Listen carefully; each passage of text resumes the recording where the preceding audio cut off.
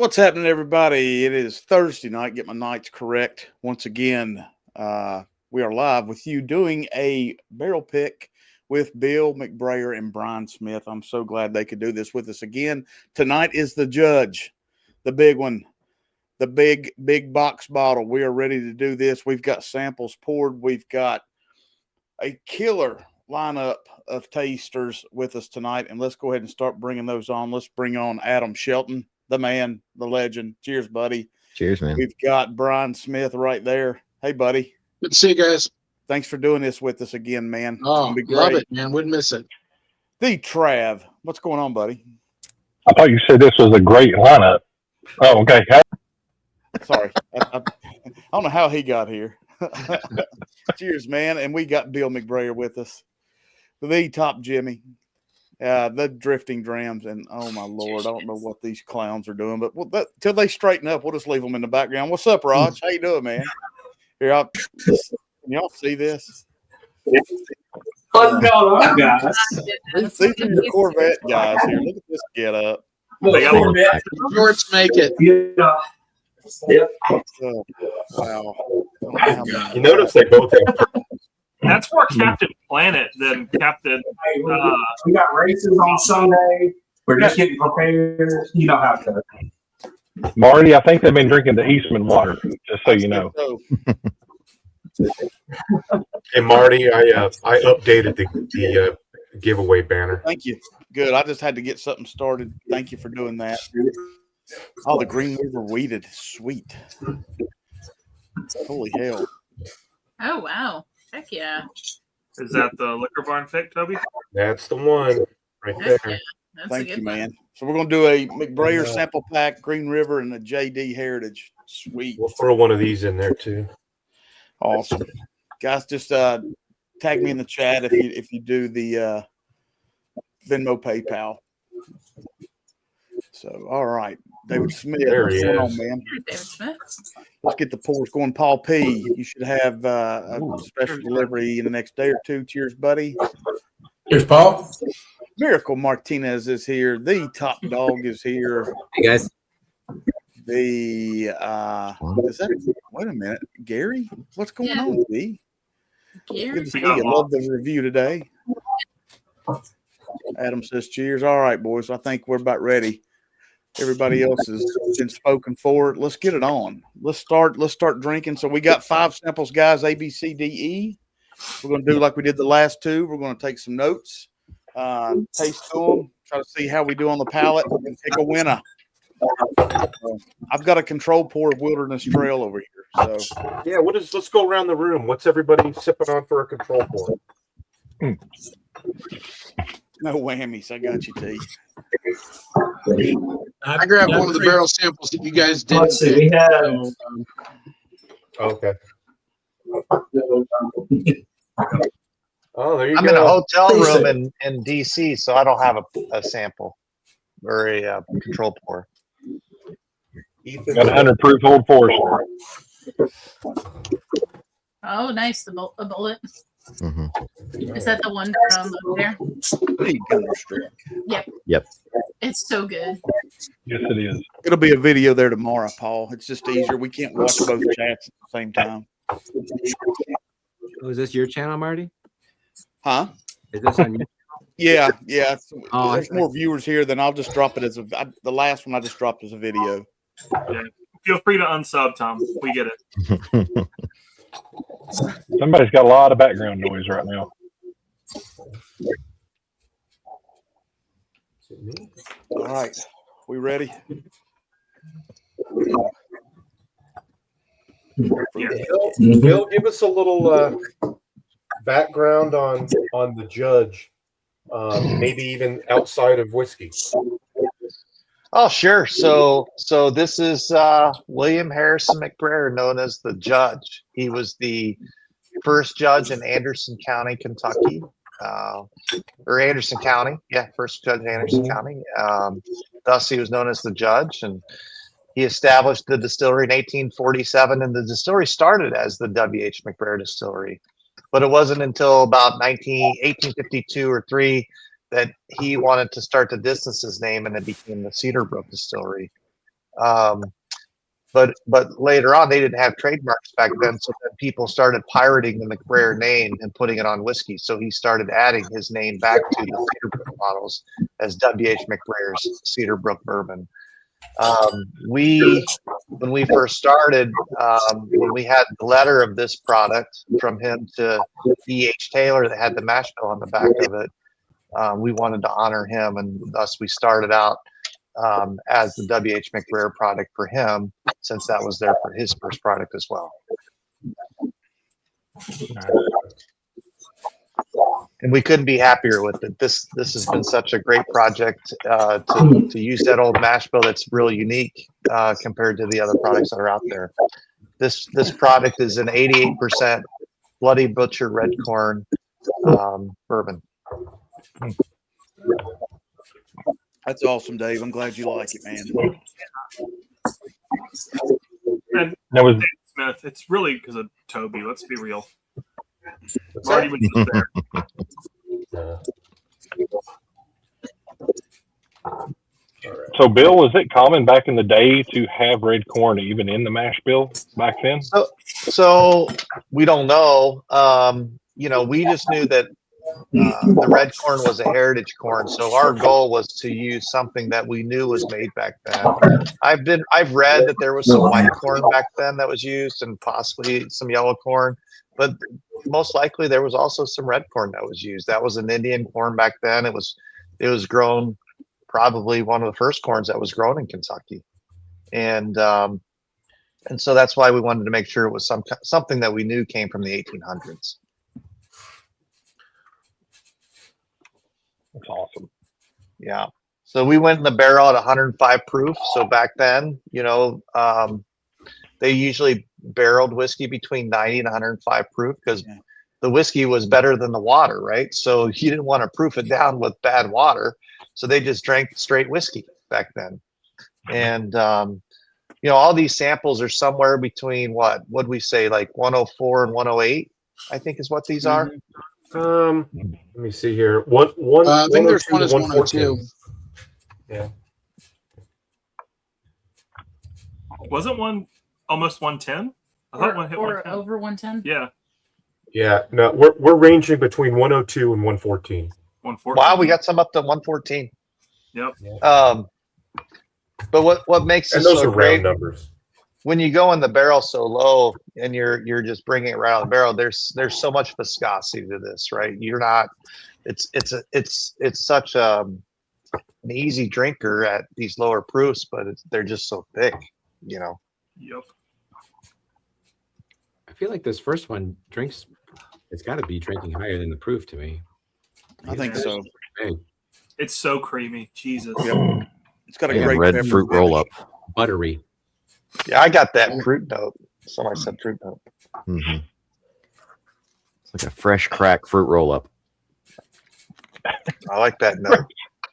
Oh, since Ethan and I guess Big Vic's in the chat, I guess it's a good time to just let it roll. Big Vic and Ethan suck. Yep.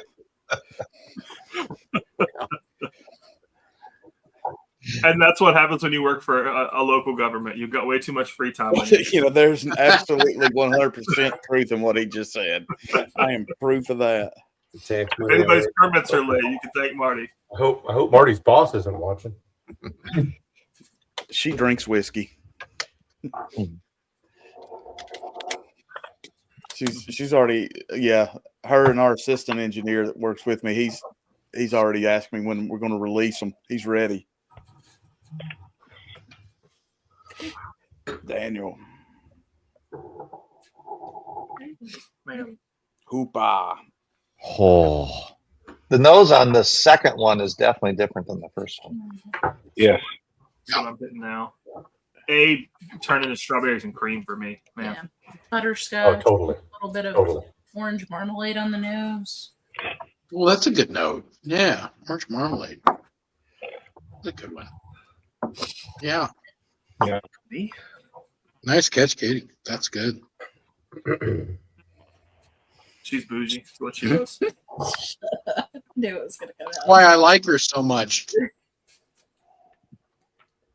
Two, I haven't tasted it yet, but two, man, you put your nose in there and it started singeing my nose hairs a little. I'm wondering if two's one of the hotter ones. I don't know if I get I mean, that. ever so slightly, but Ooh, It's darker than A, I think. Yeah. Maybe. Yeah. I'm on C, and it's speaking to me. C was amazing when I smelled it earlier. Adam, that's just because you didn't take your meds, dude. I'm off the meds, Ethan. Exactly. No, I'm well. They turned me loose from the nervous hospital. Okay, whatever you say, bro. Turned you loose. Kevin O. More budget cuts, huh? Is that a Yep. turn me loose. quote, Adam? Huh? Is that a Sling Blade quote? Good catch. They said I'm well from it. Well, hello.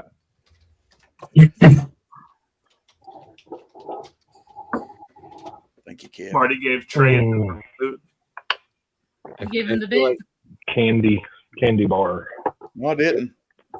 There's more truth to what Paul P just posted than I'd like to admit. I mean, facts. Holy shit. Oh. I'm just now tasting B, so I'm liking that. I'm nosing and then going back through and tasting. Yeah. B Good Lord. is Okay, a little Adam. more dense. Okay, Adam. I hear you. I'm getting. That's the one. That's the one. C was the one that was easily the darkest that you could see at the 5 in the glass. Yeah. Even in the It's dark. almost like it's fruity, but almost like a Milky Way bar too. Yeah. B and C The nougat stuck out on the table when we all sat down. The rest of them were all the same close. color as A, D, and E. And I admit, I think Travis maybe and I were talking about it, that I've got to guard against that just to gravitate, Wow. Kind of make sure that, what I'm seeing really matches. Holy crap. E has that orange marmalade note you were talking about, Katie. Oh yeah. Yeah, for sure. For sure. Big time. Yeah. That's awesome. It's all over the nose on. I think B's First palate. the C just comes right at you.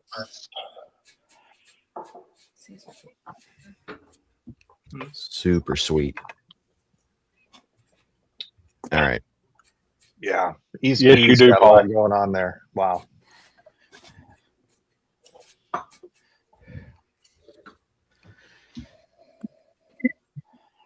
If y'all go back to and nose 8, is it just kind of dead in the glass now? A smells like Maker's Mark to me. Is that weird? I'm struggling to get anything. No, I go back to I A, got- and all I get now is the orange. Yeah. I mean, I did. It's just something. It's faded or something. It is, but it's almost like a cinnamon orange. Yeah. Maybe like a clove spiced orange, like a Yeah. Yeah. or something. I don't think it's muted. I just think now that we've gone through some of the others, Cheers, Marie.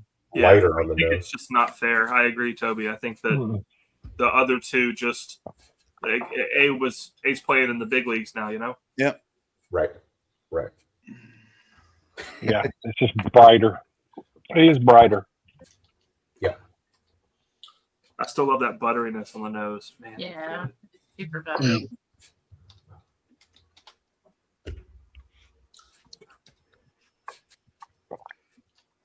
Oh, that palate's fantastic on A. Yeah, it is.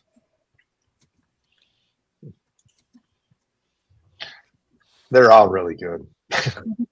It's gonna be a hard choice. God, the leather on C is pretty solid. I don't know if I've ever tasted anything like that. That was crazy. It's like cloyingly fruity. It's those fruit cups you used to get in your lunchbox when you were a kid. Well, never mind. Yeah. No. Big age range here. No. And you can drink the juice. Yeah, the juice in that. Yeah, right. I can't pick out which fruit it is. If we drink all that nasty ass juice. Thank you, Eric. Pretty sure you just called 80% of the stream old, Adam. Well done. No, I would have just said 80% of the stream's old, including me. Tommy D. Speaking of old. Oh, God. Man, that is. Oh, my Lord. I heard Tommy's a new adult diaper model over in Japan. Pretty. They call those sumo wrestlers, I think. Yokozuna.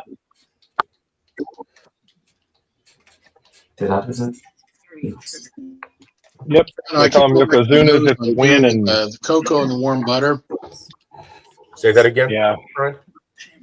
The nose on D is just striking with the cocoa and the warm butter. That one just. Are y'all getting the leather note? Or is that just me? On which one? C? On the I haven't palette? gotten there yet. I ain't gotten there. Yeah.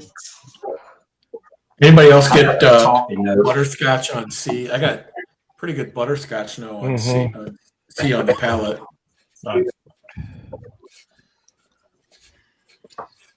Paul's asking about the how we chose these barrels. So Brian and I went through and we picked 10 barrels, and then when we were all at BourbonCon, we went through those 10 and picked these 5.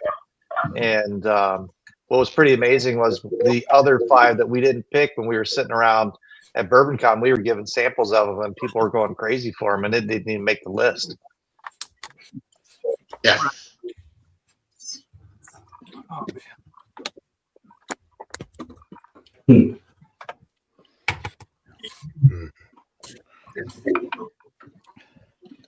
Marty, you saying like a saddle leather on C? Is that what you're getting? Something like that. Not really baseball glovey. It's more something women's shoe outdoory leather. Yeah, it's a different kind of weird. It's not like you're chewing on your string of your baseball glove. It's different. I don't want to know where you put your nose, Marty. For me, it was I got the leather on the rib, but then it was like into like sweet tobacco. Yeah. See, it was like leather and sweet tobacco, and then almost a little chocolatey. Man, D and E come off a little muted, but Jesus, the profile on them is so good. Well, I think you're coming off a big nose on C. Yeah. And then, don't get too hard on D and E. Give them a break for a second, and then hit back to them. I have a question. Yeah. I cut back over to A and B, going through and then come back just to balance it out a little. We covered this already, but I want to clarify. These are all the same mash bill. Yes. Correct. What? Right? Wild. Yeah, isn't it crazy? Yeah, the note sheet I sent you, Adam, it's got the mash bill at the bottom of it. Yeah, I'm looking at that. I just wanted to clarify. Yeah, and this is it's all Wilderness Trail. So what we did was when we had our first barrels, we said we wanted to use a Bloody Butcher corn, and we got the corn from Wood Hat Bourbon out in St. Louis. And so we made our first 10 barrels, but then we left some for seed, and we had a farmer down the street there in Danville grow the corn for us. And so so these barrels are what we said, these are mostly 6.5, and there's one 7.5 years old, I think is what we said. So these were from 2019. Is that right? No, 2018. Yeah, 19. And one from 2018.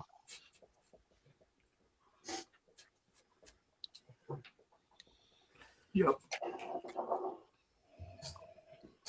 Ooh. Well, I'm glad I wasn't. Yes. Yeah, with these being all over the place, y'all don't forget to hit the control pour. Mm-hmm. Oh, I was way out in left field there for a second. Let me get some water.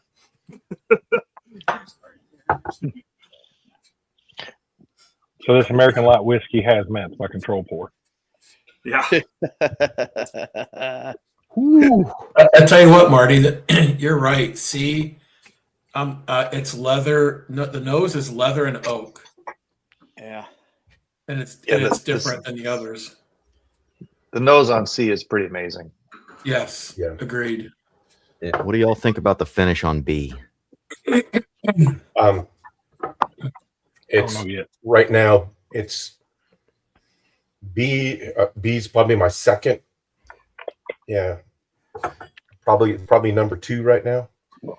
Which one? finish- I got to D and E, and now after I go back from D and E to A, B, or C, and it just D and E are just light. See, and that's kind of what I was getting at, right? The profile on is great. I mean, no doubt. They being next to C, they have trouble standing up. Well, and that's why I went back and started doing them next to A, and A's kicking their ass. Yeah. Well, maybe not. I kind of like E though. I thought E. I liked E. They're all good. It's Mhm. just I really like the nose on E. I haven't gotten the palette yet. yeah. I thought E was right there with C when it came to the nose. Cheers, Randall. Maybe not quite as good, but I had them as 1A and 1B. Yeah, but different though. I don't disagree. E's a lot of orange marmalade again. Mm-hmm. I can't get that out of my mind. See, I got that on B. Is that what the consensus is? Yeah, right. Yeah. B was orange as I'll get out, and I dug it. I think we're gonna have a choice to make. What profile we're looking for, you know? I think the first 3 are close for me. I think I have a favorite, but the first 3 are really close. Oh man. But I really like the finish on D though.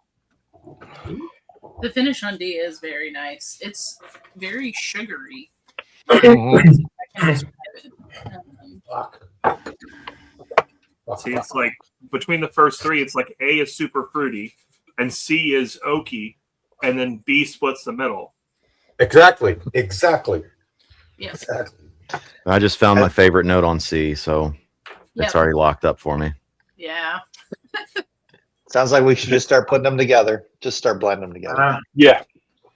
Adam, is that cheese? Is that your favorite? Yeah. Okay. It's the easy cheese that comes in the can. Yeah. Spray cheese. You got my cheese whiz, boy. Hell yeah. You know you can put that on a Ritz cracker and shoot it up through the center of the cracker? Yes. Yes. I didn't know that when I was a kid. Travis invented that. Oh, okay. He sent me that. I need you to go back in time. 10 of them is as much as I can get to still go through. So It's the cheese whiz boy. That's from Blues Brothers, right? Somebody's got too much time. Well, that's the kind of dedication we need in the sciences. Yeah, but the other thing about that spray cheese is you can put that on a Ritz cracker, put it on a windowsill, and come back in 10 years, and it's still safe to eat. Like McDonald's. Yeah.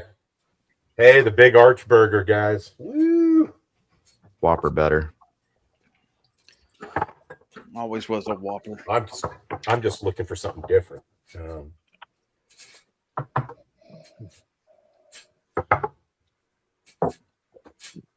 I will email you, David. I will email you tomorrow to do that because what we'll probably have to do is cancel it on our side, and then you can. Shouldn't have to. There should be a subscription management page. Oh, okay. I just need to. We need to get you the link or figure out how to make that more transparent. We got you, dude. No big deal. I swear to God, I'm now getting tobacco leather quick and fast on the finish of A. I don't mind. You chewing again? Yeah, No, I don't have a dip in at all. no, just That's I was probably. gonna say I'm not going to do that. rewash, do something in between it because I'm drinking ginger ale. That never gets old to me. It's always funny when someone says it. As much as I like the nose on C, I like the finish better on 2 or 3 of the other ones better. All right. I don't like the nose on D at all. D. I'm with you. I think D is probably the weakest nose out of the 5. No, I think A's pretty weak on the nose. It almost smells like a marker or something. Hey, everybody out there, get in on the Venmo, PayPal, Super Chats. We got a bottle of WH McBrayer up tonight. A Green River cast strength single barrel up tonight. And a JD Heritage up tonight. Yeah. What do you got again? And I'm throwing. Yeah, I'm doing Toby, what do you a pack of all these. Toby, what were those? To me, All right. to me, D's nose is the most. It can't figure out what it wants to be. What were those bottles again? The Heritage Jack Daniels and the weeded pick from Liquor Barn of the Green River. Ah, Yeah, you remember that Green River we got last year? This time last year? They're number Yeah, two. it's 1 year later. okay. Dang. Hey, note to skull. Not yet, Paul. I'm not got one in. I'm not going to do that to anybody. I will when we get done picking. I might do a 30 milligram tonight. I was going to say, Marty, that's when you kick it in. That's when you dial it in. When I tell you what, when I'm down to battling the last two, I'll see what it comes through. Let's see. Ooh. I just don't know if I can get past it. Yeah. The nose and palate on D are vastly different. I'm Oh out. my gosh. Palate's pretty good. It's not enough to make up for the nose. The other ones are too much better, I think. I agree. So better than D. Yeah, he's easily the fourth out of the four I've tried. So does anybody have one they do? I do D. not yet. I think we both have one in mind as well. Yeah, everybody can just rank them, and then I'll plug them into the spreadsheet, and we'll see how it looks. Oh yeah, sorry, I forgot. Hey, Tom. Toby. Rank them from from best to least, 1 to 5, and low score will win. If we're close, then we'll have a sudden death.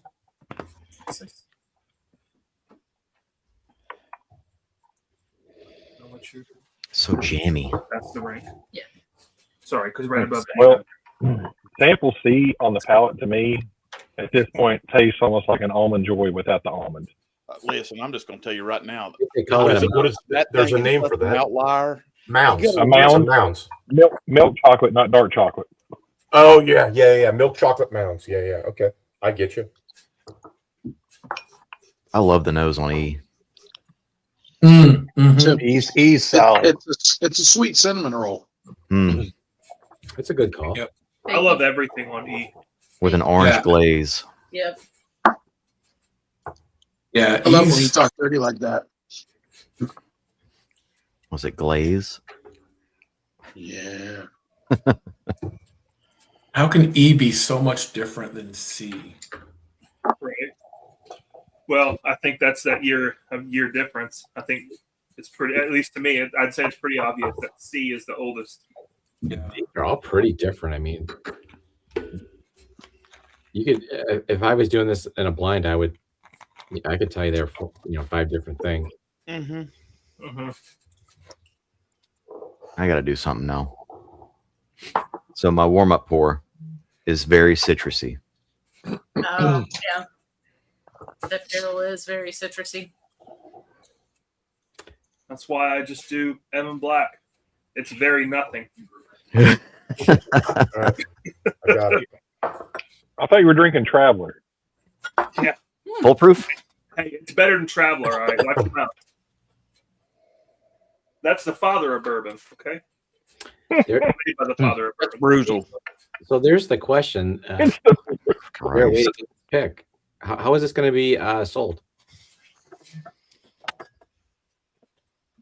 So a percentage of it will go to Tennessee. Once we're all done picking, I'm going to send samples down to Trey. He'll take them into B&B, and they're going to order by the case, and then and anything we want, we can buy, kind of like we did when we did Larrikin, and then Bill will sell the rest out through his website. Okay, there you go. Yes, there is. All right, so It'll be open to most everybody. good. I after D, I wasn't sure that he was going to fit the bill, but geez, it's pretty good. I have kicked 2 out. Yeah, that's where I'm at as well, Adam. I've got 2 that it's like they're not like they're good, but they can't send up to the other 3. Right. And now I'm just going to sit there looking forlornly between the other 3, going, "What the fuck? How do I choose this?" Yeah. Let's not overthink this. Have you met me? Have you met any of us? I don't overthink anything. Yeah, I think. Ethan missed that opportunity. No. He was being respectful. Right. Yeah.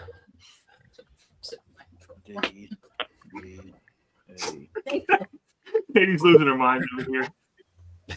Yeah, I'll say she's got a good palate, but her brain is going. She'll be here grading her control pour.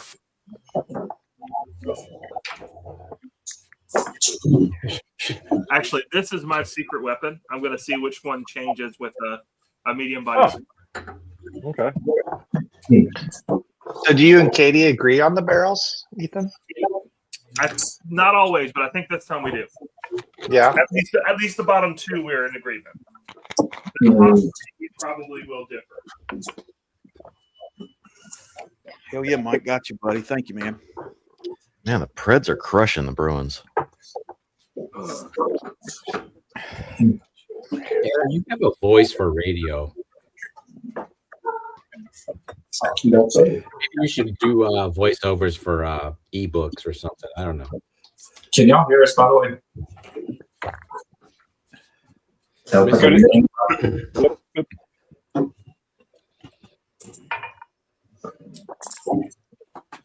Who's got a voice for radio? You. Me? Yeah, Adam, you could put me to sleep. It's just got like soft and soothing, but yet bassy. Oh, thanks. It's Breathe deep. Like if Everyone's always told me I have a face for radio. Like shade. This is the first time I've heard that.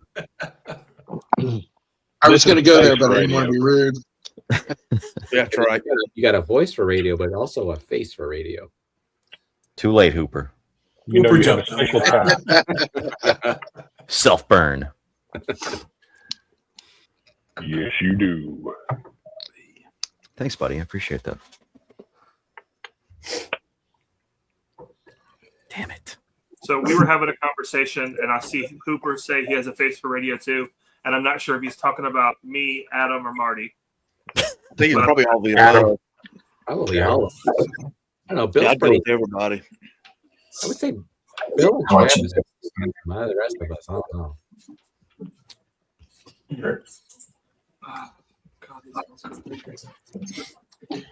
All right. I'm down to my final 2 here. I'm good. Same.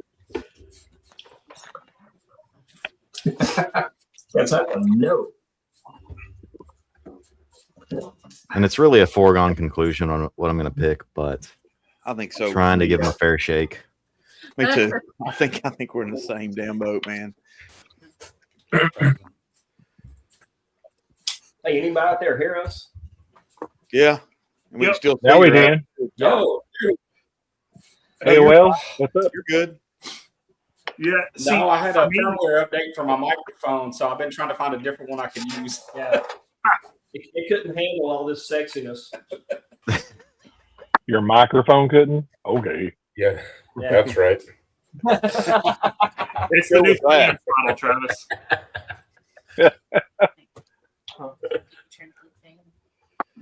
Oh, that's Yeah, like for me, I still have no idea which one I'm going to choose because there's What I do. 3 so good profiles here in the final 3 for me that I just don't know what I like the best. Yeah, I'm with you on that one. I've got my final 3, but after that, it's just kind of preference. I'm nitpicking. I feel like when we do this, we kind of come up with our stuff, and then Roger throws us a curveball. So, Roger, how you feeling about it? I'm done. I've got Roger. I will go Roger. against. I will go against what everybody likes. I guarantee it. But I'm finished. You already know. Good for you, buddy. Yeah, I think Roger has sample F in first place. Yes, exactly. Yeah. Thank you, Roger. Yeah, but you always make a good case for what you're feeling. No, and yeah, I almost feel like Roger should go first. I can go first. I'm ready to go. You can't look at our All right, answers. okay. I feel like he should Let's give us his see. opinion and make us all second guess ourselves. Okay, Roger. Roger, what is your fifth place? Sample D, as in David. D is in fifth. Fourth place. Sample A. Okay. Third. Sample B. Okay. Second. Second is sample C. You son of a. You piece of shit. I told you I was going to do it. Well, go figure. Roger's first is my last. All right, Adam, are you ready? You think you can do your five? Yeah, I think so. Give me fifth place. Fifth place for me is sample D. Where's Adam? Okay, sample D is a 5, and fourth place. Sample E. Okay. And third place. Sample A. Adam, I love you. Second place. Sample B. And the correct answer for first place, sample C. You got one right. So, Toby, I'm going to stop you right there. No, but it's the one that mattered. I have the exact same result as Adam. Exactly. Okay. Fist bump. And that's exactly what I came up with. And what's interesting is, like, when we did the picks last year, Adam, I think you and I were on the same page on a lot of them. Yeah. You and I have very similar palettes. So unfortunate for you. Just so y'all know, personally, anytime I agree with Adam, I take a second look because I'm probably wrong. I think I said that when we were at Evernorth, but you guys undervalue Adam's opinion. Aww. Appreciate that, buddy. Hell yeah. But maybe what I mean is you undervalue my opinion. Well, you know, he's on the short list for a lot of people to pull in on picks. So I think people give him a lot of shit, but I think everybody really does value his opinion. Say short list. Short butts. He said short butts. That's what I heard. Yeah, that's what he said. Okay. Short list. Yeah, the exact. See, everybody respects Katie's palette, but they're too scared to give her shit. So that's why. Y'all can give me shit. That's fine. They gave me shit this weekend. Y'all know that. Jeez.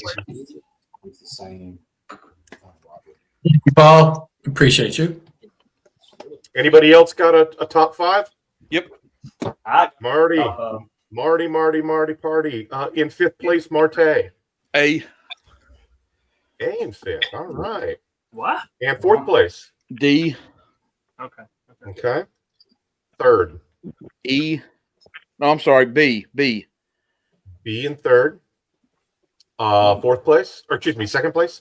E in second, and 1 for C. All right. Anybody else ready to roll? Yeah, Ethan and I are in lockstep, so. Okay. Uh-oh. All right. The Ethan Katie portion of the pie. Where are you guys at for fifth place? Fifth place, we're at D. D is in dog? Dog. Delta. Dog. Delta. David. Dog. Yeah. I'll go phonetic. Okay, fourth place. Bravo. Oh, wow. Okay. Wow. All right. Third place. Echo. Okay. And second? Alpha. And one. Well, I think we're pretty much narrowing in on the winner. Anybody else ready to roll? I won't. Definitely want to see what Brian and I got Bill mine. do. I'll I don't know give if you want to mine. hear what I've got to say. I'm gonna throw you all for a damn loop. No, Brian, your vote is equal to everybody else. What do you have for fifth place, Brian? B. Okay. Fourth. Fourth, I had C. Okay. Okay. Third, I had D. Okay. I know. See, Marty, you're shaking your head, but I can defend all of these.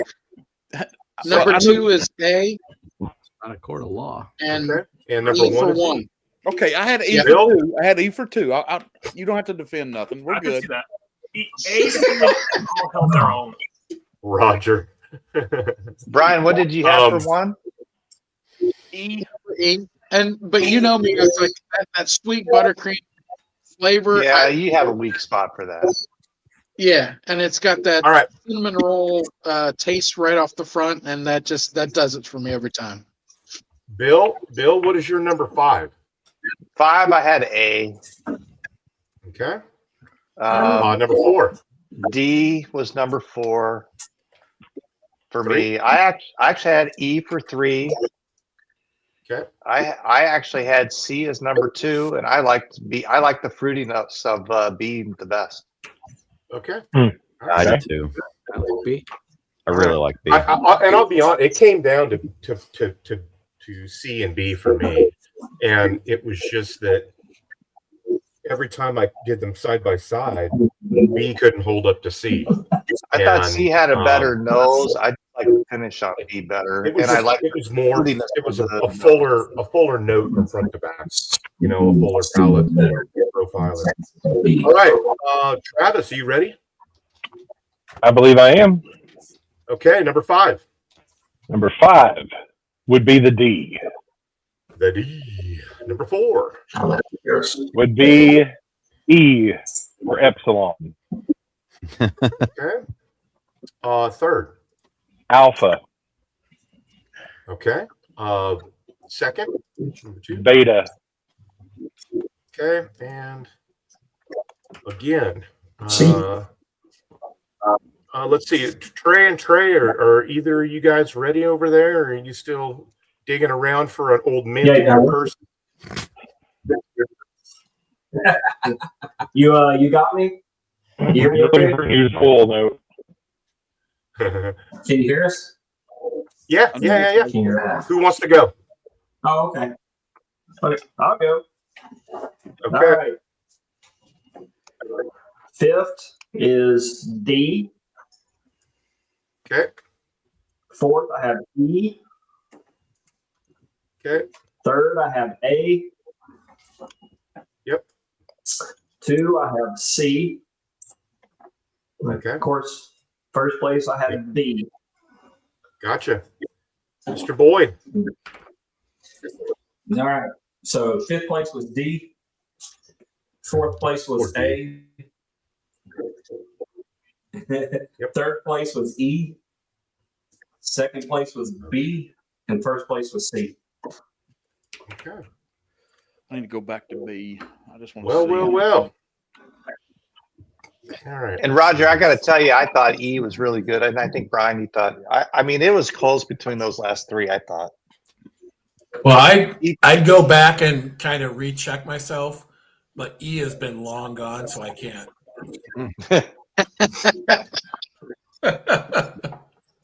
Looks like But I C did is go the clear winner. But I will acknowledge going back to B.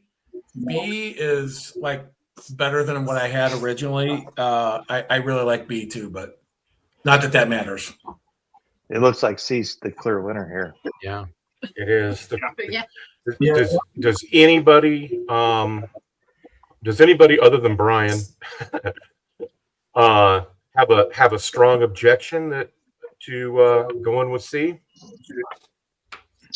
I think it's special. I don't know if my objection is going to be that strong. it's really strong. If anybody knows special, it's Marty. So I'll give you a little insider.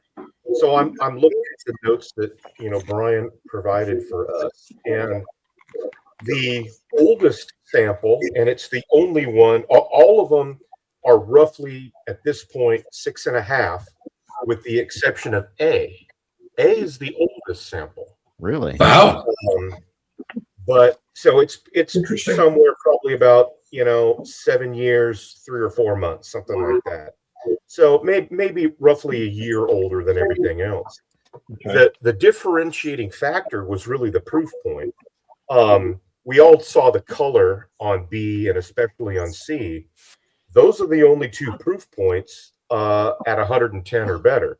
B is 110, and C is pushing 114. Really? It is. So You don't there's taste your, Nope. Mm-mm. This is maybe 105. Yeah, I had beat down as the hottest for me. Yeah, I would say B drinks hotter than C for sure. Yeah. I felt like based on finish, C was But the highest here's, proof. here's one of the things that stuck out for me is we're picking a judge sample. And if I went out and poured the 5 batches of the judge I have, C would stand right up in with those. I think, maybe A, D, and E are just a little light to be a judge. I think B probably would have fit in there, but I think C is just to me, it's the judge profile, and it's just a really good example of the judge, which is what we want a single barrel to be. Yeah. C to me would just speak to any type of whiskey drinker too. It doesn't matter if it's candy in a glass to me. Yeah. Dark candy. Yep.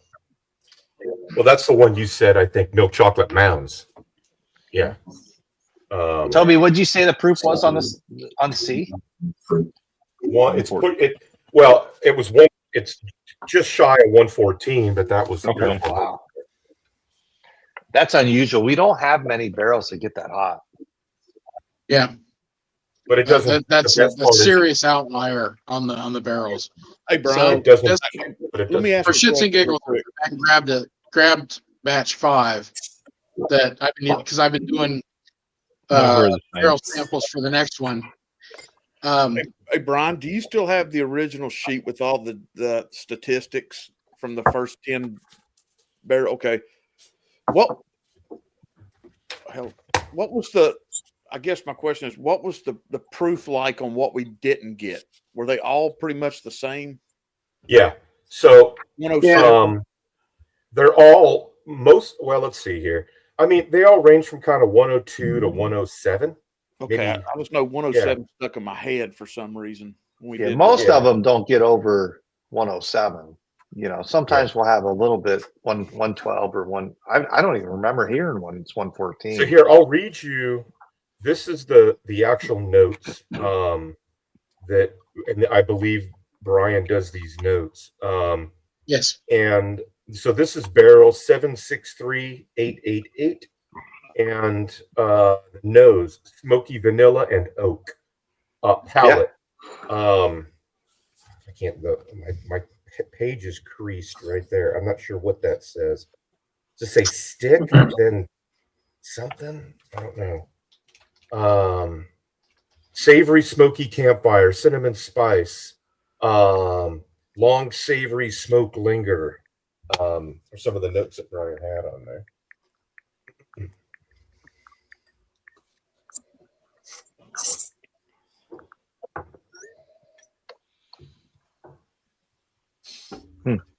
What's the proof on this Wilderness 100 bottle and bond? So we just pulled some samples. What we're going to do for our 1776 bottle that's going to come out with the red, white, and blue label for WH, and we pulled some of the little over 5-year-old barrels. We laid down like 80 some barrels that year, and we did one run at 110 proof. We thought, well, let's do some 110 proof if we wanted to blend something in and maybe raise the proof up a little bit. And Brian, we said that some of those barrels, they're definitely different. Yeah, they were markedly different. Actually, we ran through 28 barrel samples this afternoon. So I've had a hard day. Everyone be nice to me. But Bill and I were talking about the 110s later on, and I started going through the notes on those, and like, yeah, it was almost a different profile altogether. What was coming out of those? So it's the next batch is going to be interesting because we've got a lot of different profile notes that we have not seen in some of the previous batches. So it's going to be interesting. The thing about the judge is that there's no set profile for it, and really the barrels kind of speak to what they want to express. We find those predominant notes and allow those to be the big one, either the big nose or the big palate, and then the driving force to the flavor of it. And I think that's one of the cool things about the judge is that each batch starts a different expression. It allows the barrels to actually speak to you about what they're going to present, rather than us forcing a particular profile out. So that's why it's good. I think it's, I think there's a lot to be said about making different profiles out of each batch. Yeah. Because hey, if nobody's done all it, the same. I just blended.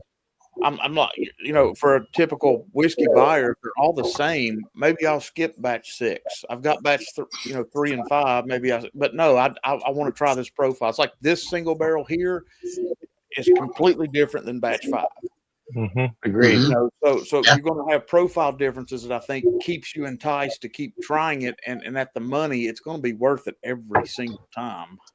Well, it's such a limited release, right? We're doing a few thousand bottles, right? So we want them to be different. We want you to have a different experience with each of them, and that's what this product's going to always be. It's going to be a small release. It's going to be something unique. It's going to be something different. And our goal is just to put together the best blend we can each year, right, with the barrels that we have.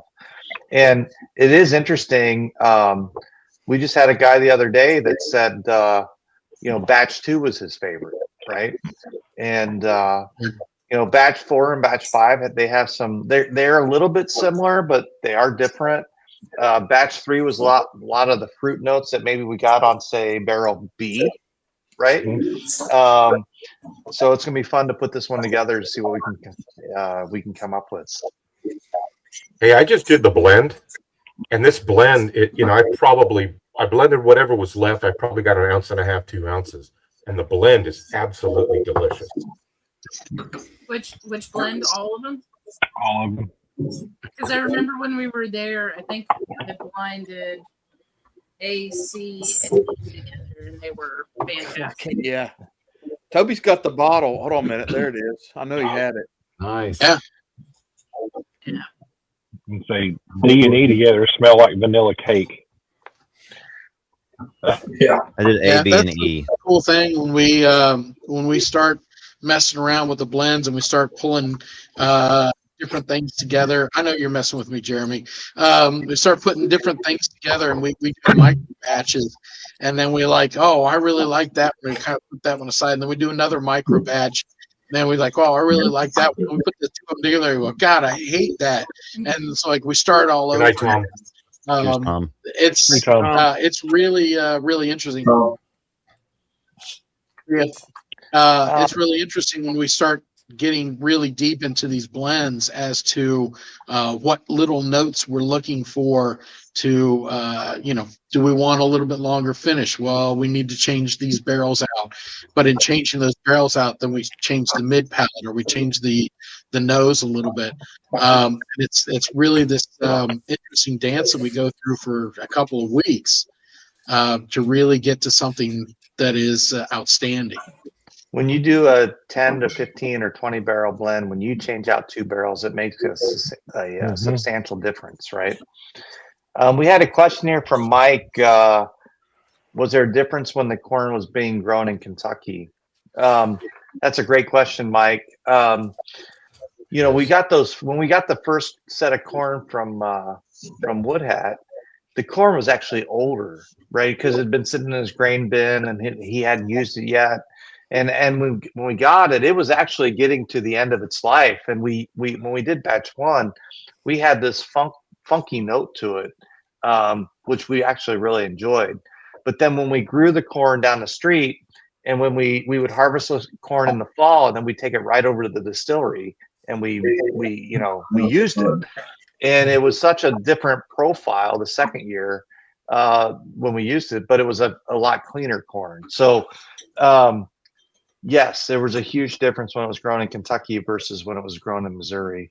Maybe because it was older, but I think it does make a difference wherever it's at. You get that, what do you call it, a terroir, right? Of the different areas, and it became unique. It became ours, right? Which is unique from, and that grain of corn is different than the other folks in the industry that are using Bloody Butcher, because it's only used for our whiskey. It's not, corn grown down the street will even taste different, even if it's in Kentucky. So the cross pollination and all that stuff is interesting. Talk about the difference. What sets, one of the things that sets the Judge apart. Not only is it the proprietary historic mash bill, but you use older staves in the barrels. Yeah, so we went with more of a premium barrel, right? So we used ISC number 4 char barrels, but the standard one is aged for 12 months. We used an 18-month aged stave in their barrels. So it's supposed to pull out. Gets rid of some of the harshness, right? Because all that stuff is weathered a little bit more, so it becomes a little bit more smooth. And when you add the water in the beginning versus the end, it also allows those sugars to ferment a little bit faster, I guess you would call it, in the barrel. So you can make a whiskey that tastes good younger when you use a lower barrel entry proof, in my opinion. Yeah. Can you talk about, I don't know how much you want to talk about the special Judge release you have coming out this summer? Yeah, so we're working on that right now. That's what Brian had talked about. He's starting to profile the barrels, and we're going to sit down and do that blend together over the next few weeks. I got to get back to Ohio so I can spend some time with him. But so we've always had our black label for our WH, and we've had 5 batches now. But we wanted to do something special, right? So the McBrayers have been here before the Revolutionary War, right? Came over to Philadelphia, settled in Pennsylvania. They fought in the Revolutionary War, and then they were part of the James Herod settlement and came to Kentucky in 1775, actually. And so we wanted to do something special to celebrate our 250th anniversary of our country this year. So the next label, we're not sure if it's going to come in a box yet, but it's going to be a red, white, and blue with a flag on it, WH label, and there's going to be 1,776 bottles serial numbered for that, and that's it. And it's going to be a special release. It's going to be launched our Legacy Club probably sometime at the end of May, if everything goes just right. Maybe the 1st of June, so they can have it by the time the 4th of July comes, and we're super excited about it. We're trying to, the McBrayers have been here since the beginning. The McBrayers, there's been a McBrayer that has fought in every war in this country, and we want to celebrate that. We want to celebrate Kentucky bourbon, and we want to celebrate that in some kind of commemorative bottle. We think we'll be out of batch 5 later in this year. So we're really trying to look at these barrels and going, hey, we got to do 2 blends still this year, right? And make sure we get something that works for both of us. So it's gonna be a challenge. It's gonna be fun, but I'm excited about it because out of these 5 barrels, we're only going to take 1, so I bet the other 4 are going to make it into the blend. Yes, they are. Right. And I think Katie already had a foundation for us for that blend. We wrote down the numbers when we were doing all these, and there was 4 of them that she put together, and we tasted it, and it was the full palette, if I remember correctly. Yeah. Yeah.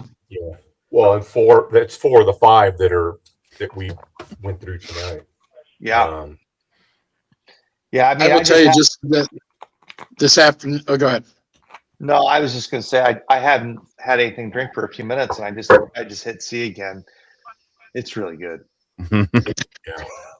None of these were faulty by any stretch, Mhm. but yeah, this afternoon got through profiling, went through 28, and not drinking all of them. So there's a substantial dump bucket, and it's always that stir it up, pour it into a glass, and see what it is that we actually discarded. And of the 28, it was a really nice little glass of whiskey that I had while I was making dinner. It was really quite good, but that doesn't always happen that way. But it's an interesting exercise when we start getting into the blends and figuring out what is actually going to work and what doesn't. I don't know, See, guys. Brian, Bill, what you need to do is you need to have a special release every year, and you just put it out in like 200 ml bottles, and you just call it Brian's Dump Bucket. Brian's Dump Bucket. I don't know. I mean, I'm pretty impressed with Brian. He's had 28 samples today, and he's still hanging in there pretty good. I mean, that's impressive. Andy. I think he started drinking at 10 this morning, and then he took a break at like noon or 12 or 2 o'clock or something, so he could regroup. But that's a good day, right? He's now retired. It's just AI. I mean, that's all it is. It's just AI in the center square. I'm Paul Lind. So are these sour mash or sweet mash? These are all sweet mash. Okay. Yeah. Yeah. Well, it is interesting because the Cedar Brook said they were a sour mash, but there's a lot of studies what a sour mash was back in the 1850s versus sour mash today. It's actually a little bit different in the way they made it. So, but we went with the sweet mash on these. So each batch is a unique batch every year, and each year they're similar, but they are a little different. You know, we got a lot more of the fruit notes and the apple spices and the mineral notes, maybe in the stuff that's now 5 years old. You know, but they'll turn. They're going to continue to turn, get better. Thank you, T.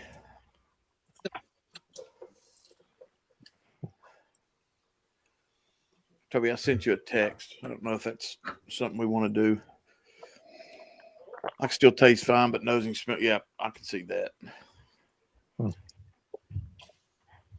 Well, I'll just I got the absolute privilege 2 weeks ago to spend about 3 or 4 hours with Bill at his property in Lawrenceburg, and I didn't know what to expect when we were going to meet up out there at the property, and what I got was tenfold more than I expected. Thank you. And that's all a compliment. I mean, it was lots of great bourbon talk, lots of great talk, an amazing history lesson, part archaeological. It was fantastic. I don't know, Bill, do you want to share, some of your hopes and dreams, and whether it's, more immediate or, more distant plans for that property?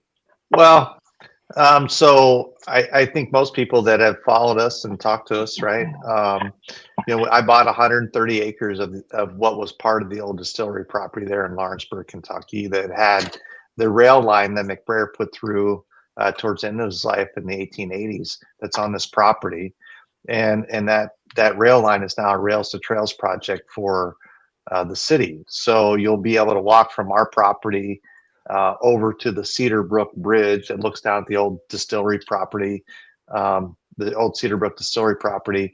And when you cross that bridge, you'll end up over at Wild Turkey's property, who we helped get started in the 1860s. And obviously the short term is to survive and to continue to keep the business going and keep it going. But I've put together a master site plan for that piece of property that includes a distillery and includes rick houses and bottling facility, and really it's right there off of Versailles Road. It would be the entrance into the property, and and it was an absolute beautiful piece of property when I saw it. And it was one of those things. It was like, oh my gosh, how is this piece of property for sale, and what do you do about it? And I called my wife and I just said, this is what this is. And it was like, well, you better figure out how to buy it, because it's a once in a lifetime, it's a once in a generational piece of property. Would you say so, Toby? The piece of property is beautiful. You continue, then I'll chime in with a few. Yeah, but I mean, it was a generational piece of property, and it's like I said, it was 130 acres, and it'll take the rest of my life to figure out what it looks like and how it builds out. But yeah, I mean, the dream is you have a distillery there, you have this visitor experience.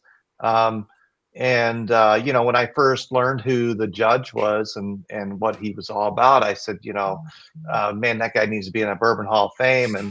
And we do have a Bourbon Hall of Fame in the whiskey world, but you can't go visit it.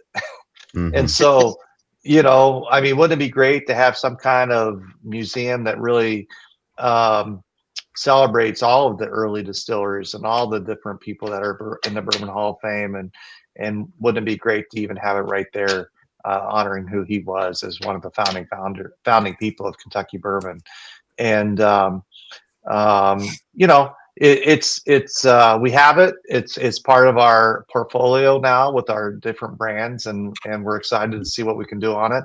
I am going to start putting a couple buildings like pole barns on there, and put a small still to get, with a little experience, so we can start bottling there and hopefully aging our barrels there and putting Lawrenceburg, Kentucky on the back of the bottle.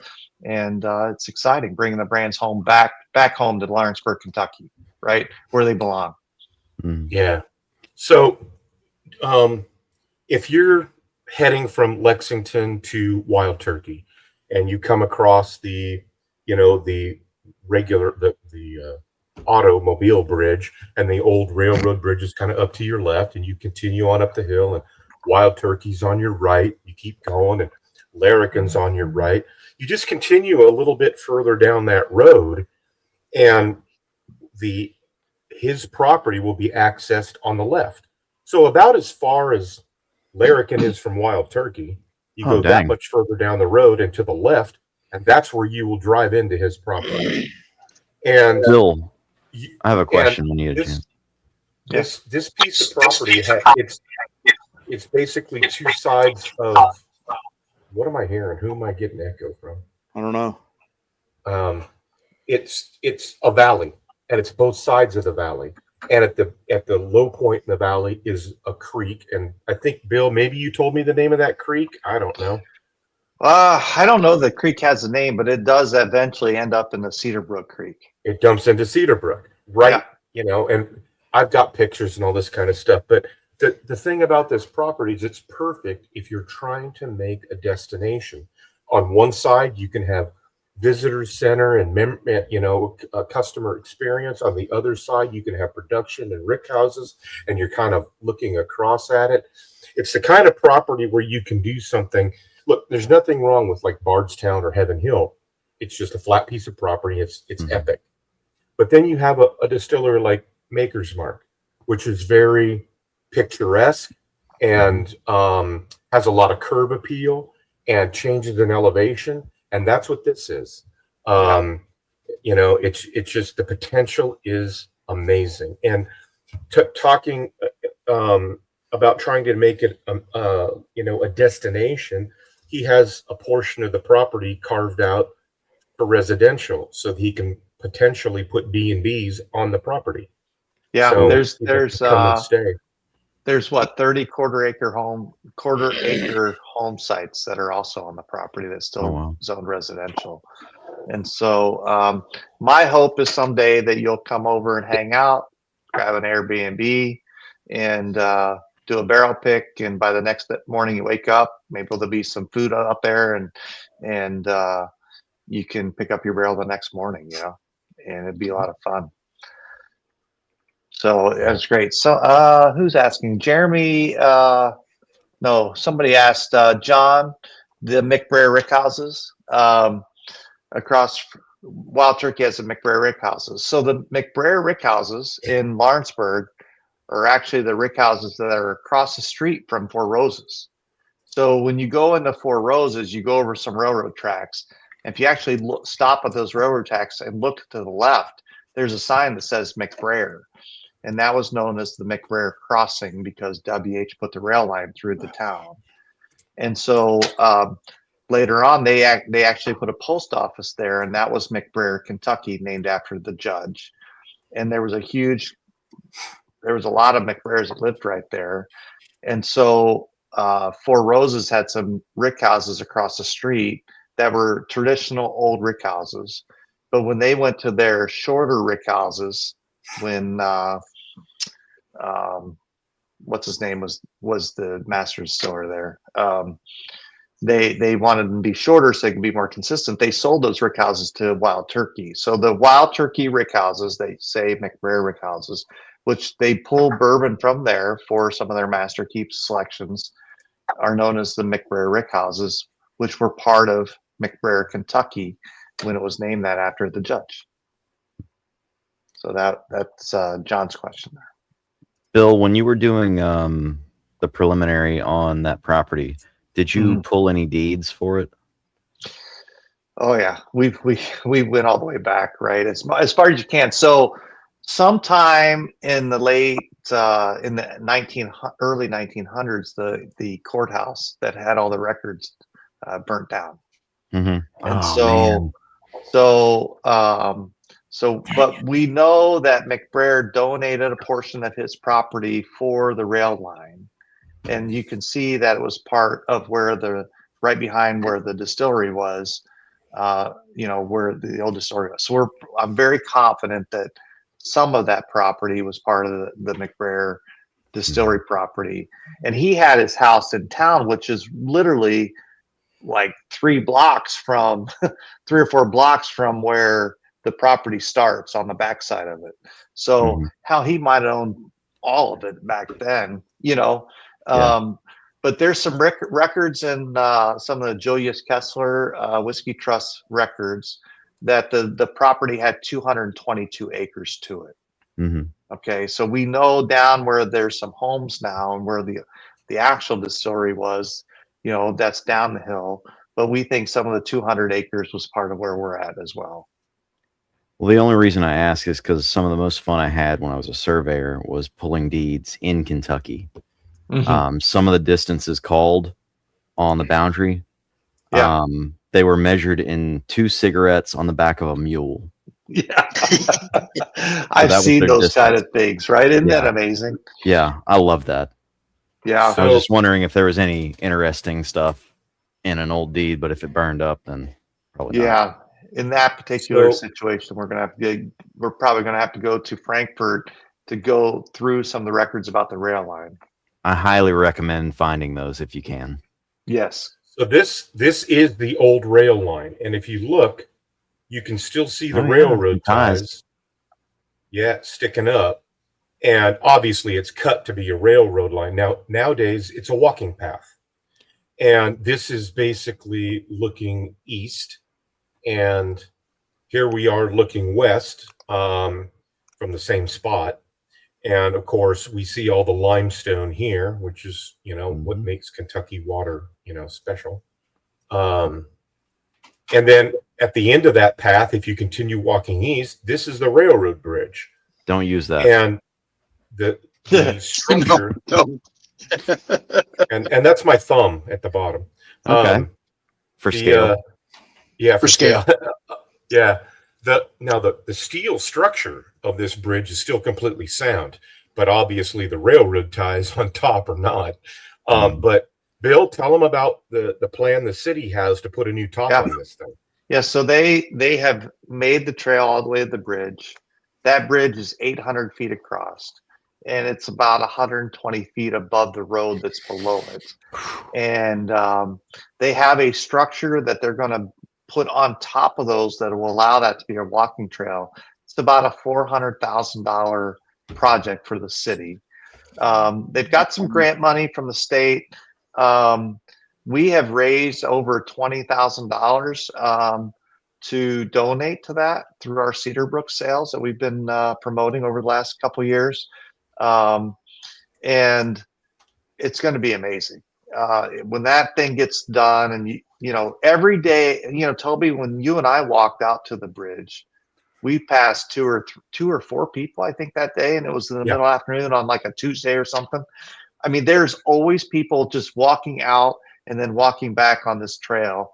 The people in the community love it, and the bourbon community is going to absolutely love the opportunity to be able to walk from, hopefully someday, our property over to Wild Turkey's property.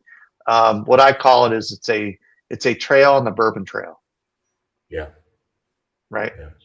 And honestly, what's pretty neat about that is what's the rail line that's over at Wild Turkey is over the Kentucky River, but that particular rail line actually goes to the right and it goes down to Versailles. So there's if the city could ever get it, or the community could ever get it figured out, they could actually take that trail from our place. You could stop at Wild Turkey and go on around for a few miles and go down to Woodford, which would be absolutely crazy. So this is the creek that runs through the bottom of Bill's property and ultimately dumps into Cedar Brook. Mm-hmm. And I feel like I've missed some stuff here. Okay, so now we're actually underneath. This is the railroad bridge, and Bill and I were standing right up over here when I took the picture across the bridge. Dang. And these are Bill, tell us about the ruins here. So those are some old homes. Can you go to the left of that picture? So the left there, you have the Cedar Brook Creek that's Cedar Brook Creek there. And the ruins or the wall that's down there, that is actually a part of the old Cedar Brook distillery. Wow. And there's these three homes back there right now. And you know, we've gone down there and had a couple drinks already and put the Cedar Brook bottle out there and cheered, you know, did a cheers to the judge a couple times. Yeah, Toby, you got some pictures of that. See, that's a Cedar Brook Creek there to the right. Now we're heading away from the ruins, and this is Cedar. I don't know how well this video is coming through. Is it coming through? It's good. A little bit. I don't see the creek as well as it was flowing that day. But yeah, so Cedar Brook is right down here to the right, and we're coming back up to the railroad bridge here. It'll just start coming into sight right up here to the right. And guys, what's really amazing is that is the actual original road from the 1800s that they had. The people that built homes back there, they didn't build that road. That was the existing road that was already there. There's Cedar Brook to the right there. Yeah. So I'm going to pause it here real quick because, well, to the right is Cedar Brook. This to the left, that's the stream that runs through the middle of Bill's property, and this is where it dumps into Cedar Brook. You said how many acres? 220? The original distillery had 220 acres. I have 130 acres to play with. Well, if you ever need somebody to come out for a couple weeks to just find your pens, let me know. That's right, man. Thank you. So then he took me on a little history lesson around Lawrenceburg. Tell us whose house this is.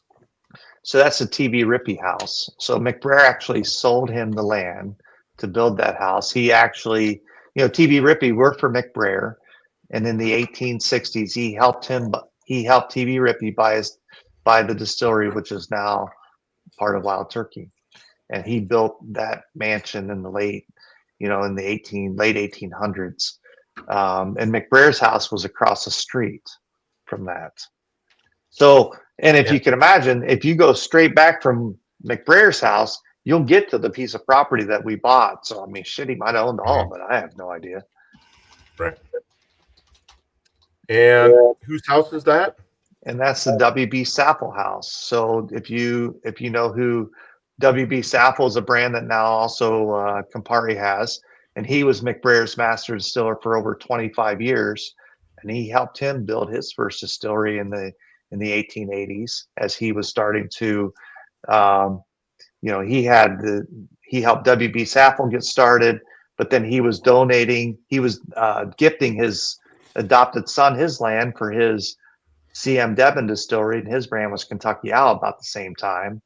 But then he also had the old McBrayer distillery, and it was, of course, the Cedar Brook distillery. So he had 3 distilleries at one time that he was running there in around the Lawrenceburg community. So these 2 houses are on the same side of the street, and they're virtually right. Are they right next to each other? There might be something in between, but they're pretty close.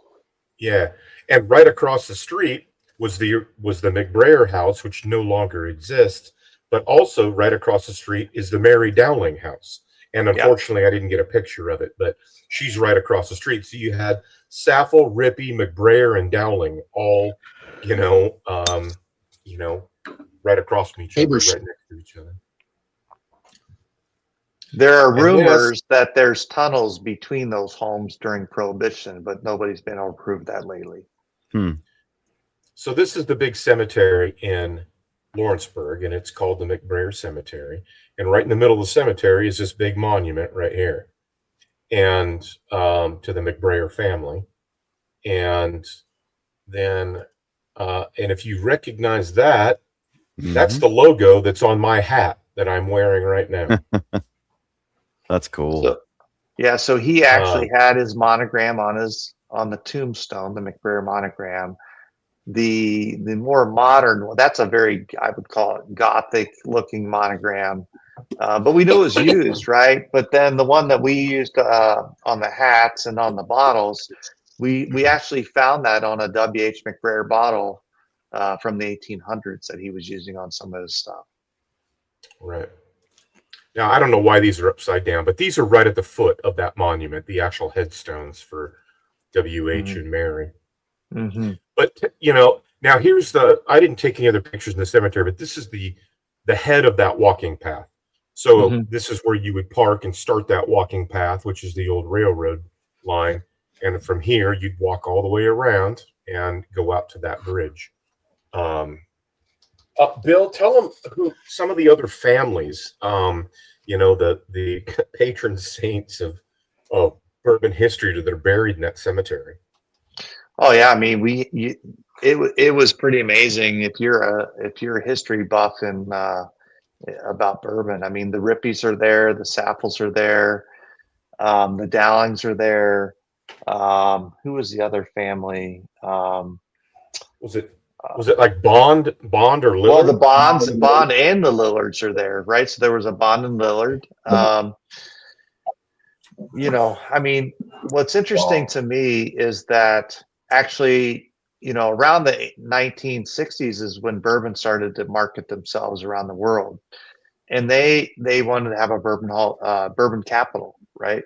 So they actually offered it to Lawrenceburg first, before Bardstown. So Bardstown is the capital of bourbon, but they actually offered it to Lawrenceburg first.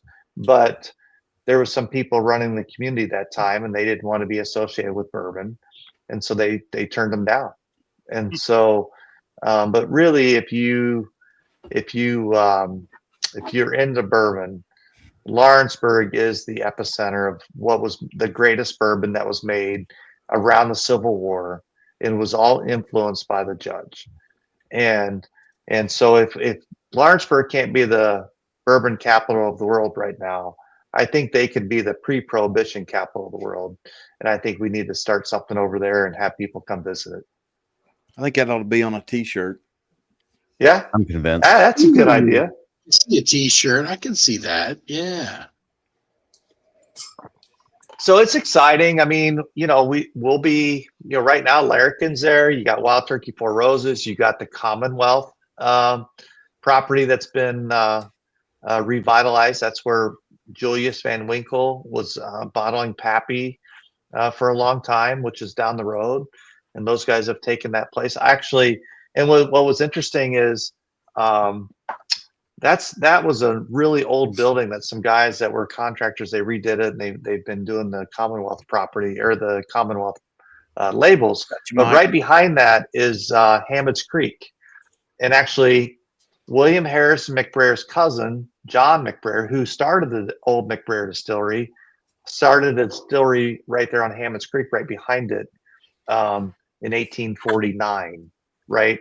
And so there's a guy that had a house there, and he was getting ready to sell it. And he said those guys at Commonwealth wanted to buy it, but he called me and he said the McBrayers were here first, and I'd like you to come see it. And he actually had some artifacts that he had dug up in the property that from the old distillery from the 1800s, which was pretty awesome. And the same thing, Hammond's Creek, they had a spring right there by this piece of property. It's never gone dry in you know what, almost 150, 175 years. And it's amazing the science that was behind where they put distilleries in the 1800s. They really knew their stuff back then. It was amazing. Mm-hmm. They said if you like to hunt for Indian heads, Indian arrows and stuff, you go where the springs are, right? Yep. Hunting grounds. Yeah.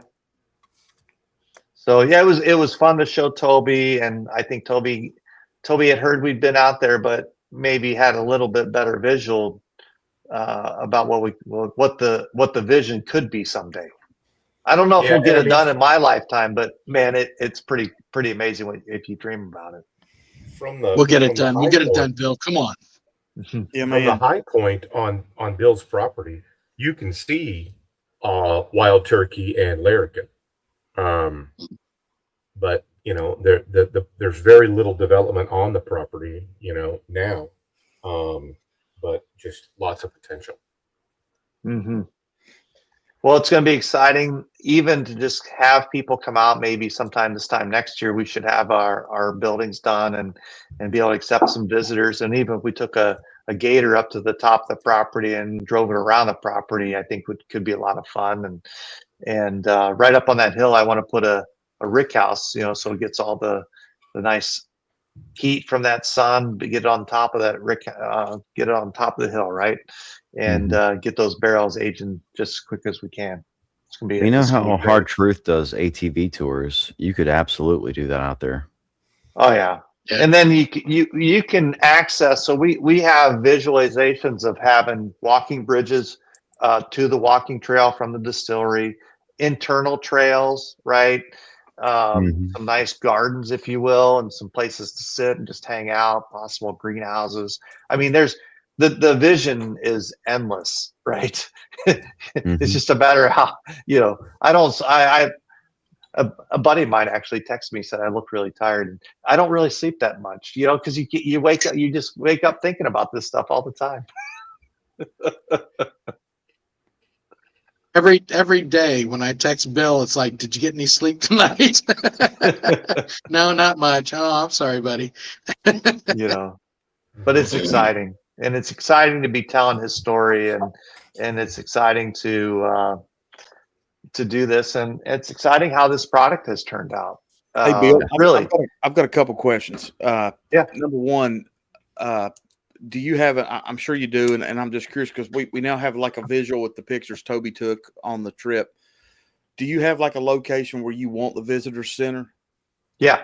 Okay. Yeah. So we've got that picked out. It's just below what's now the shooting shack, right? We've got a guy out there. He's at the high point. He usually takes a couple 10-point bucks off the property every year. And he's been taking care of the property for probably 25 years, and you'd think he owns it, and he's still continuing to take care of it. That's part of his deal. He makes sure he's got his cameras out there and his tree stands and everything. Is that about where the shooting shack is, Toby? Yeah. So the shooting shack is right behind us, and we're basically kind of looking towards more or less Bill's northern.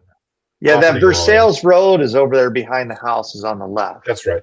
Versailles Road is right over here. Yeah. And if you see this fence right here, that is kind of the northern property line. And then Bill has contracts on several of these pieces of property right through here, which will be the ingress egress from Versailles Road to his property.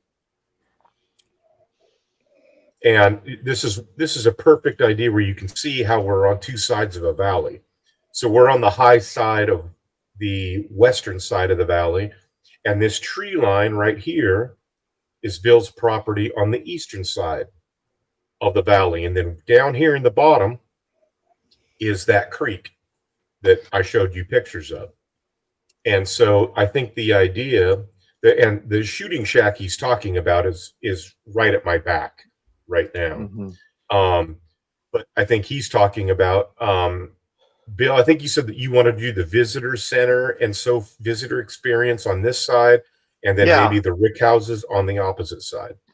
So the rick houses would be, so I think that right past that tree is where we think that'll be a great spot to have the distillery and the visitor center and all that someday. We actually envision the rick houses being behind where you're standing, so it'll frame it in. When you're coming in off of Versailles Road, you'll see the rick houses behind the distillery, and things, and then down below, you know, we might have an entrance down there and some kind of visitor center, or maybe there'll be a conference center, or maybe there'll be some other kind of center. But I would love it to be the Bourbon Hall of Fame. I really There's would. the shooting shack, which is where those other pictures were taken. We were part of it. Did you get surveys done on that property? Well, we had it surveyed, yes, to get it rezoned, because it was, when I bought it was all agricultural land, so I had to rezone it to industrial property. Okay. Did they do a topographic survey? Yes. Okay. Yes. And Really? and what's kind of exciting is that you know, the city needs to put another water tower on that part of town. And so we talked, I said, you want to just put it on the property, right? Which would feed all the different rick houses and feed the distillery and like all the old places. So, you know, it would be exciting if we could get even a water tower on there, right? Because it's kind of the high point. Okay. Right there. Yeah. Can you imagine the judge's face on the side of this water tower? That'd be awesome. Yeah. Built-in billboard on the side of the water tower. Oh yeah.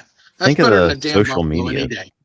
Yeah. I mean, think of the social media presence watching this water tower raise. It's already painted.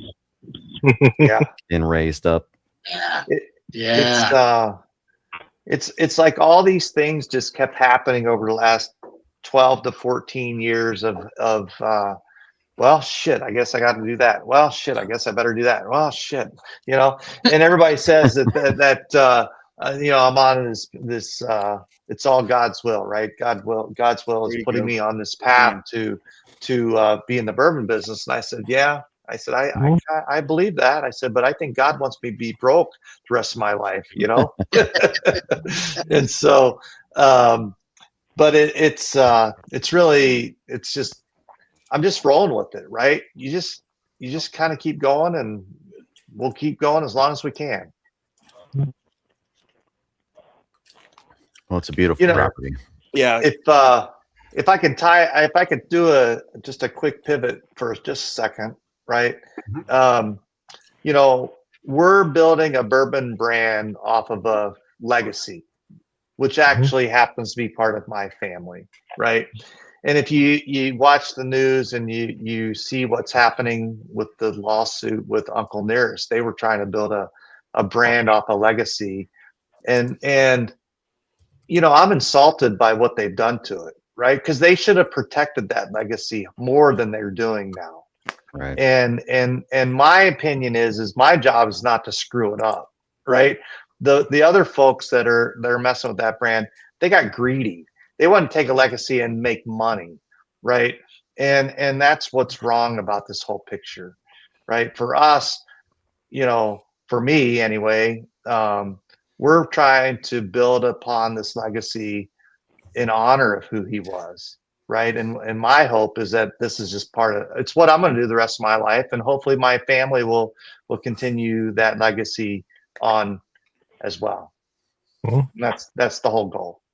You're trying to build yours on a foundation that is solid, rather than just a foundation of what can I get now.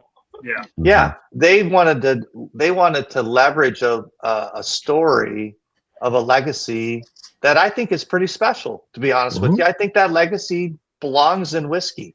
Yeah. Right. Jack It's a Daniels, great for sure. story. Yep. And those folks were greedy, right? They did it for the wrong reasons. And the more I watch that case, the more I look at it and I think about it, it makes me mad, right? It does. It makes me mad. I'm just like, you're a bunch of jerks, you know? And so that's what we're just going slow. And it's really awesome that there's a group of you here that are have embraced that story, right? That are helping us tell that story, because it's really just been out of it's authentic. It needs to be retold. The guy was generous, right? He built a community there in Lawrenceburg, and his legacy needs to be remembered. And you guys in this group are helping me do that, and it's pretty awesome.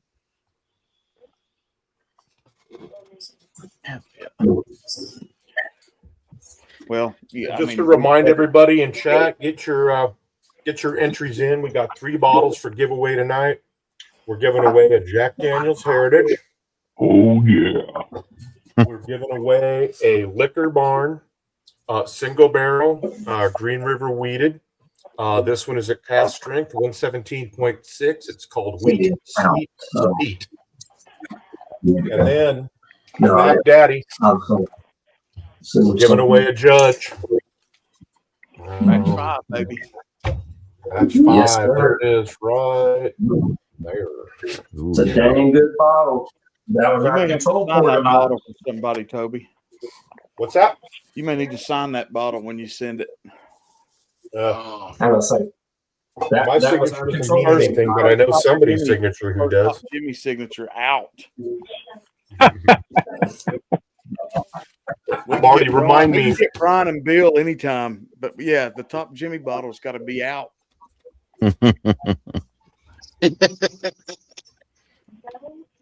You know what you should do, Bill? It'd be fun. It's like an Uncle Sam style recruitment poster, but the Judge style. So, the Judge like his Uncle Sam. Yeah. We actually have some old advertisements of Uncle Sam on a Cedarbrook bottle, flying through the air. And then I've seen some other pictures of that in newspapers from the early 1900s, where the distributor put their face on it instead of Uncle Sam's face and the whole deal, right? And so those are out there. Those are pretty neat. Some of the advertisements that they built back then, it's amazing how good of marketers people were back in the late 1800s, early 1900s. They were all done by hand. They weren't computer generated. Yeah. I got a. They didn't have AI. They did not have AI back then. Dang. No, it wasn't AI. It was AL. AL. AL.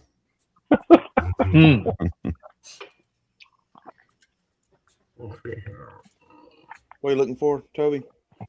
I'm looking for a picture. I'm going to pull up another picture. Something that Dusty sent me the other day. Yeah. Flip flops. Crocs. I lost it. The Dusty Dan Croc collection. Flip flops.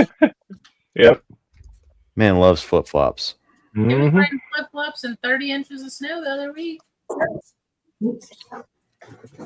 No, I said he was smart. No. I mean, he likes crayons, so we know that. We never said Dusty was smart. Cheers, Dusty's Simon. great. Yeah, cheers, Simon. Dusty's great, but he's he was a Marine. Yeah. I think I'm gonna pour some egg. Oh yeah. Thank you, Trey. Okay, good. Thank you, Trey. Yep, that's exactly right. Yeah. Very, very much enjoyed it. Yeah.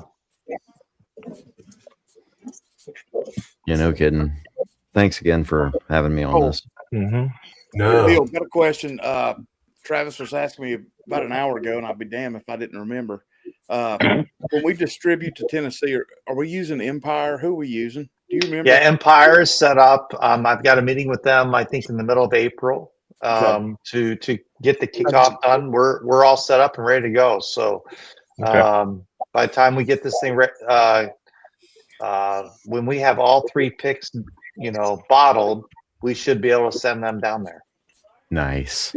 Well, the good thing is not only do I have one store up here, but I've got a connection in Knoxville, and they've watched a little bit. They're super excited to, if there's any left over, they want to get their hands on a little bit of these picks and get. They're a newer store, but they're doing things right. And they're in Knoxville in a great area, and it would be amazing to get y'all's name down there as well. So after we get B&B taken care of, maybe we hop on down and get this other store taken care of as well.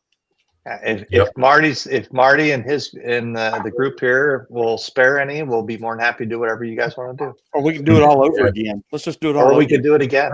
Yeah, absolutely. I like that plan. Yep. So this bottle right here, this is a friend of all of ours. This is from Dusty Dan from Dusty Dan's Whiskey Reviews. Sent this to me yesterday or the day before, and he buys a lot of Dusty whiskey, and they offered this to him for $2,000. Did he buy that? Did Dusty buy it? No. Okay. No, he just sent it to me.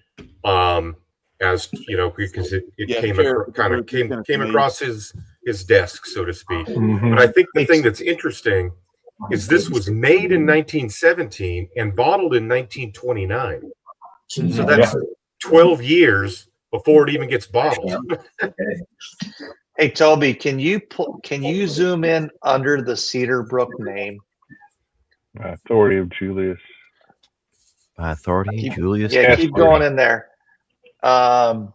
If you look at the handmade Kentucky whiskey, the best known brand in the world. Unexcelled in purity and quality, exceptional for medicinal use. Hell yeah. I know I feel healthier right now. I do. Mm-hmm. I do. Looking at it. And guys, if you happen to notice there, right? So that he had his barrelhead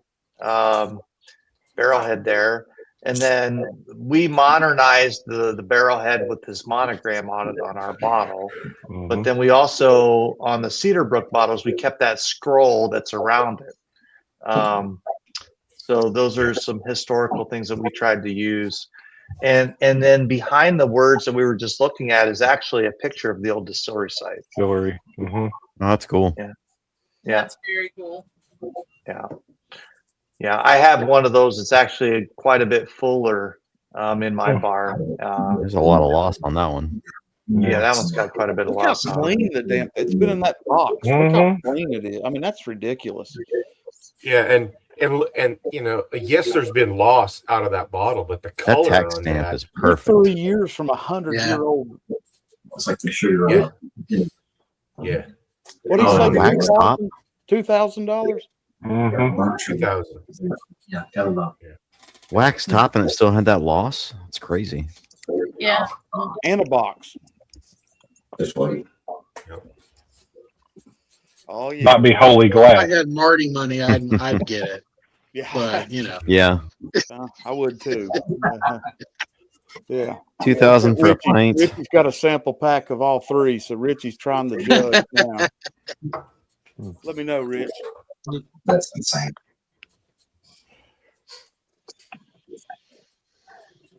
Man, I hope Richie gets a bottle of this one we just picked. Yeah. Absolutely. I think he'll love it. All right, so I think A, B, D and E are going to be in the 1776 Heck yeah. 250th anniversary, right? Bring I gotta throw that back in the mix. Can we claim we helped pick that? Yeah, I'm going to do a little blend of just the 4 of them to see if that's a foundational start. It will be It is. I'll just go ahead. because the I did a 5 blend of A, B, and E, and it was really good. A, B, and E. I'm going to throw Yeah. D in there too. I threw everything that we had here tonight back together along with my 16 sample that you guys didn't pick and the little bit of the actual judge I was using as a base. What do you got? And I'd share it with you, but man, that was really damn good. That didn't last very long. Awesome, that's awesome. No, there we go. Richie Z. I swear I just saw Richie Z's name come up on my Facebook today as people you may know. So Richie Z, I'm gonna send you a friend request. I tell you what, you put those 4 Was it together people and you it starts may want to to get. know or people you may want to avoid? Oh, I don't know. He's got to accept it. So, there's that. That's up to him. I love it, Marie.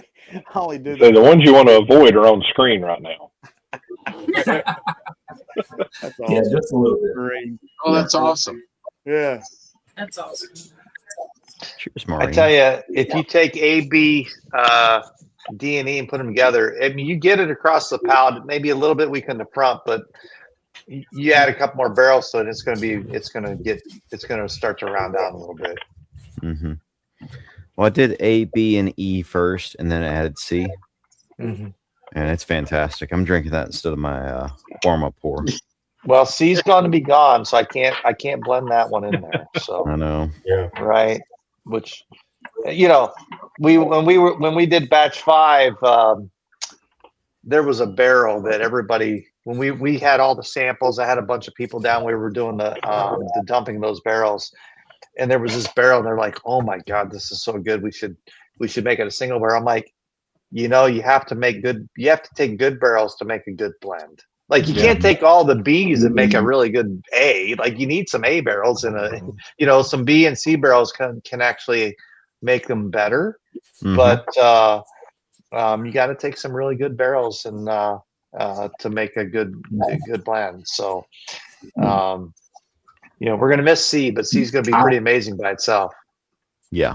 Yeah. Reach I out. blended B, D, and E. I left A out, and it is killer. I loved it. All right, I'm gonna try that one without it. Hey, Brian, Big do you something know finisher. where in the Rick House C came from? I could find it. Hold on. Give me a sec. I was just going to say, next time you go, that might be someplace you might want to stop and thief a little bit. Right. We what was the barrel number on C? What was the number C? I don't know. 763-888. So generally, Marty, we kept all these barrels low in the rick house. We wanted them to just age slow. We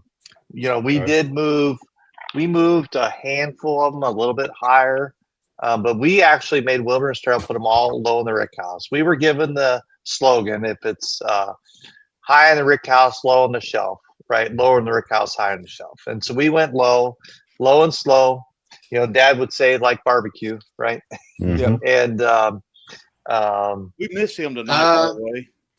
Yes. That one actually, Bill, is on the second floor. So that's I mean, that's but that's second out of 6 floors, right? So we were on floor 1 and 2, right? Really? Yeah. Yeah, It's Wilderness at the Trail top of 6. floor 2. Hmm. All right. 1903. So the 3 barrels blended together are definitely better than the 4 blended together. B, D, and E versus A, they're better. Yeah. That's better than adding A.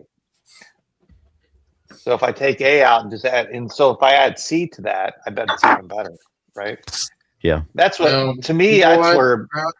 That's amazing when you just how one barrel can make such a difference. Go light on C though. Yeah. You don't need a lot. Got to take C out entirely. It doesn't exist anymore. You guys bought it. Yeah. Yeah, but but we're gonna play now. We're gonna drink. Well, now Maybe you can find some more. Oh, seed. what are you? What? All right. Maybe you find a spot for more that are closer to C. That Yeah. I think C So would yeah, be this really is what good I for do all blending day. too. Just add that depth. There was a molasses note on C. Oh. I actually think it's amazing when I think about the 10 barrels we had. It wasn't like one stood out to us when we picked those 5. I don't remember C being like this. No, it's like one stood out tonight to everybody, but we didn't think about it that way when we were picking those barrels. Yeah, that night, the whole mentality was different. We weren't trying to pick a 1. We were trying to figure out which 5 don't belong. Yeah, you find the outline. Yeah. And that's always been the amazing thing about doing a single barrel pick is that you, and any group that I've been with, you find the one that is most unlike the one you can pull off the shelf.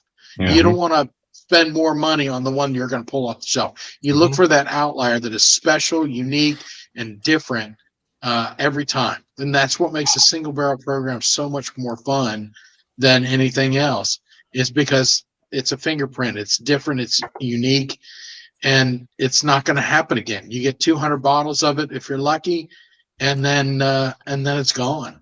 And I love that temporal nature of it. Speaking of 200 bottles, how many are we allotted as the pick team of this particular? All you want. Well, everyone's getting 2 except for you, Adam. You don't get any. Sorry. Ooh, that may be a fight. So I was going to say that means we get 4. I got it. Perfect. I'm good. That's Marty's call, Adam. He can tell you whatever you want, and I would imagine you can get as many as you want, to be honest with you.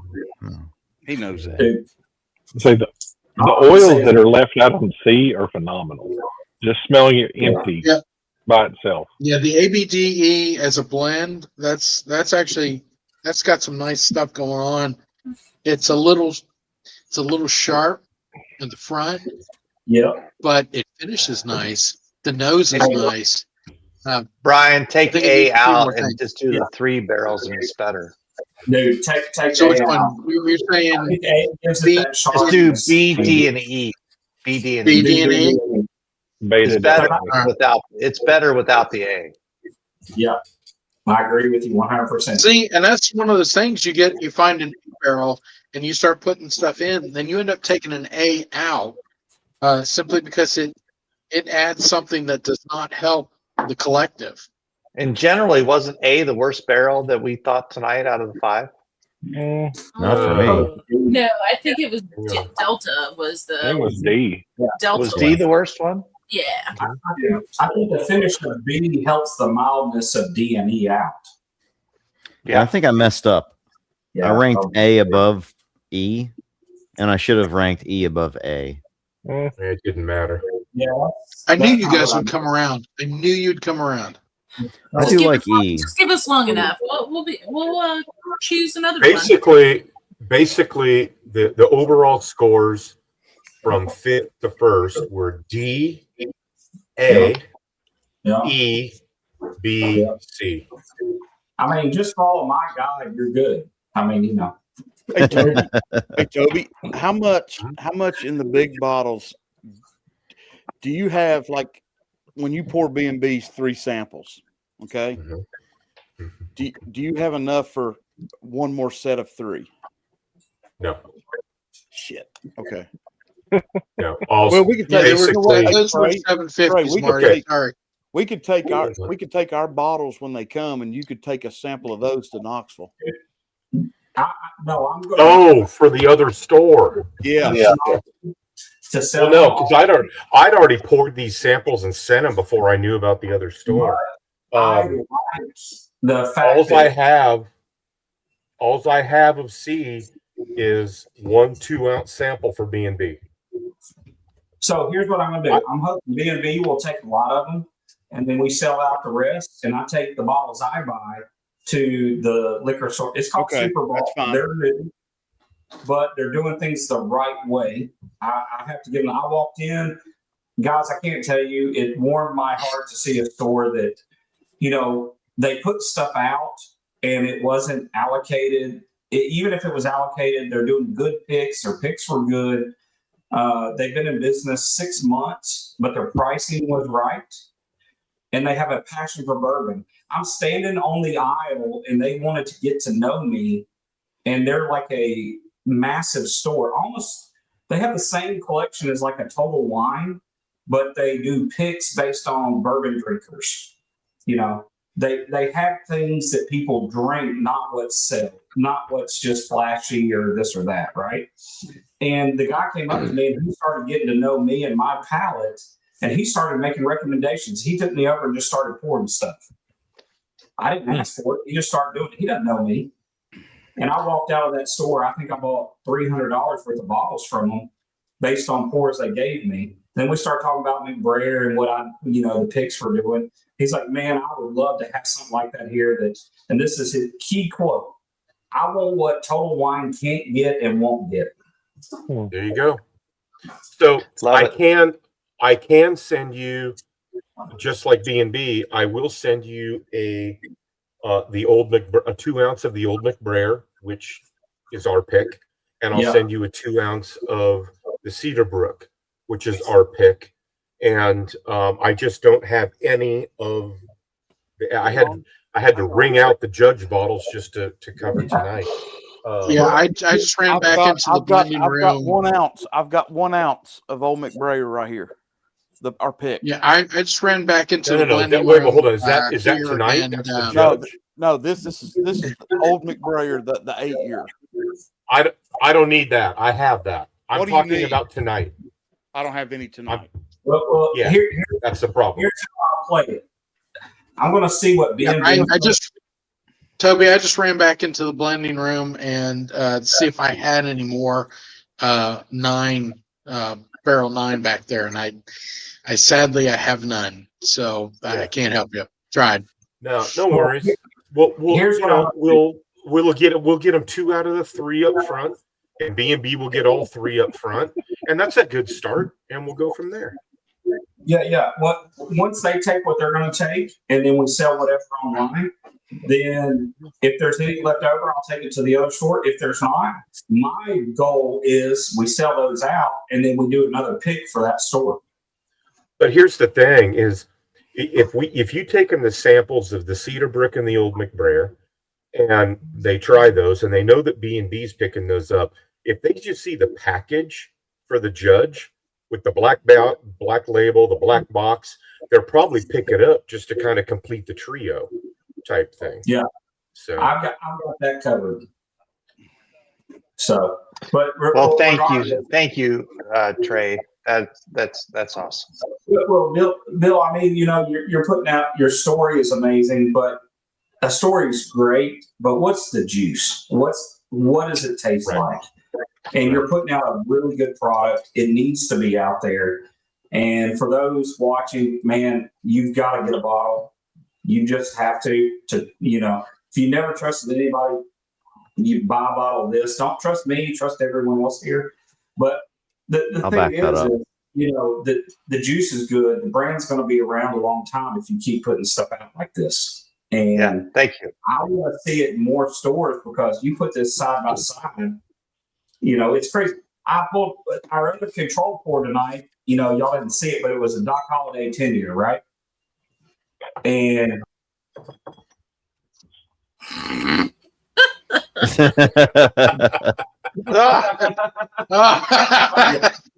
yeah, Mark. I love being in control sometimes. I can do the same to you, Marty. I know, dude. But the Judge, this was our other control pour, was, this blew it away. I mean, it's not even the same class, and it's 3-4 years younger. Yeah. Mm-hmm. And that's what's crazy. But hey, Brian, did Dad share with you that 9-year-old pour yet? Oh yeah. So my brother, I treated him to bottling at Bardstown, and because he'd never seen that side of the production at all. So I took my younger brother with me and we were bottling. We have 5 barrels we bottled that day, and Trey had to run down some extra labels. We ran short. I thought we were going to be short a bottle, so I brought 10 cases of bottles in my car, and we ran short of labels. So Trey ran down from Cincinnati, ran down labels, which we threw on the machine. And he's like, "Oh, and here's a sample of the first barrel. It's 9.5 years old. This was the first barrel that Bill and Bill Sr. Put down." So my brothers and all of my family, we came there. We signed the first barrel, and I told my dad, I said, "That's your barrel. Whenever you want to do it, that you can have that barrel." He said it's going to be for his wake, but that bourbon is now almost 9.5 years old. Oh wow! Wow. I put him a sample the other day. He gives me this bottle, and my brother and I get back to my house here, and I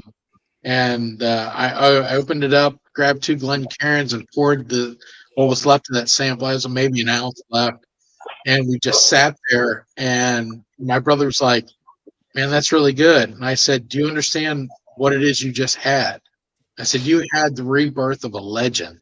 And he's like, "It tastes like a legend." I mean, it was really, really, it was emotionally, it was special, but beyond that, man, did it taste good.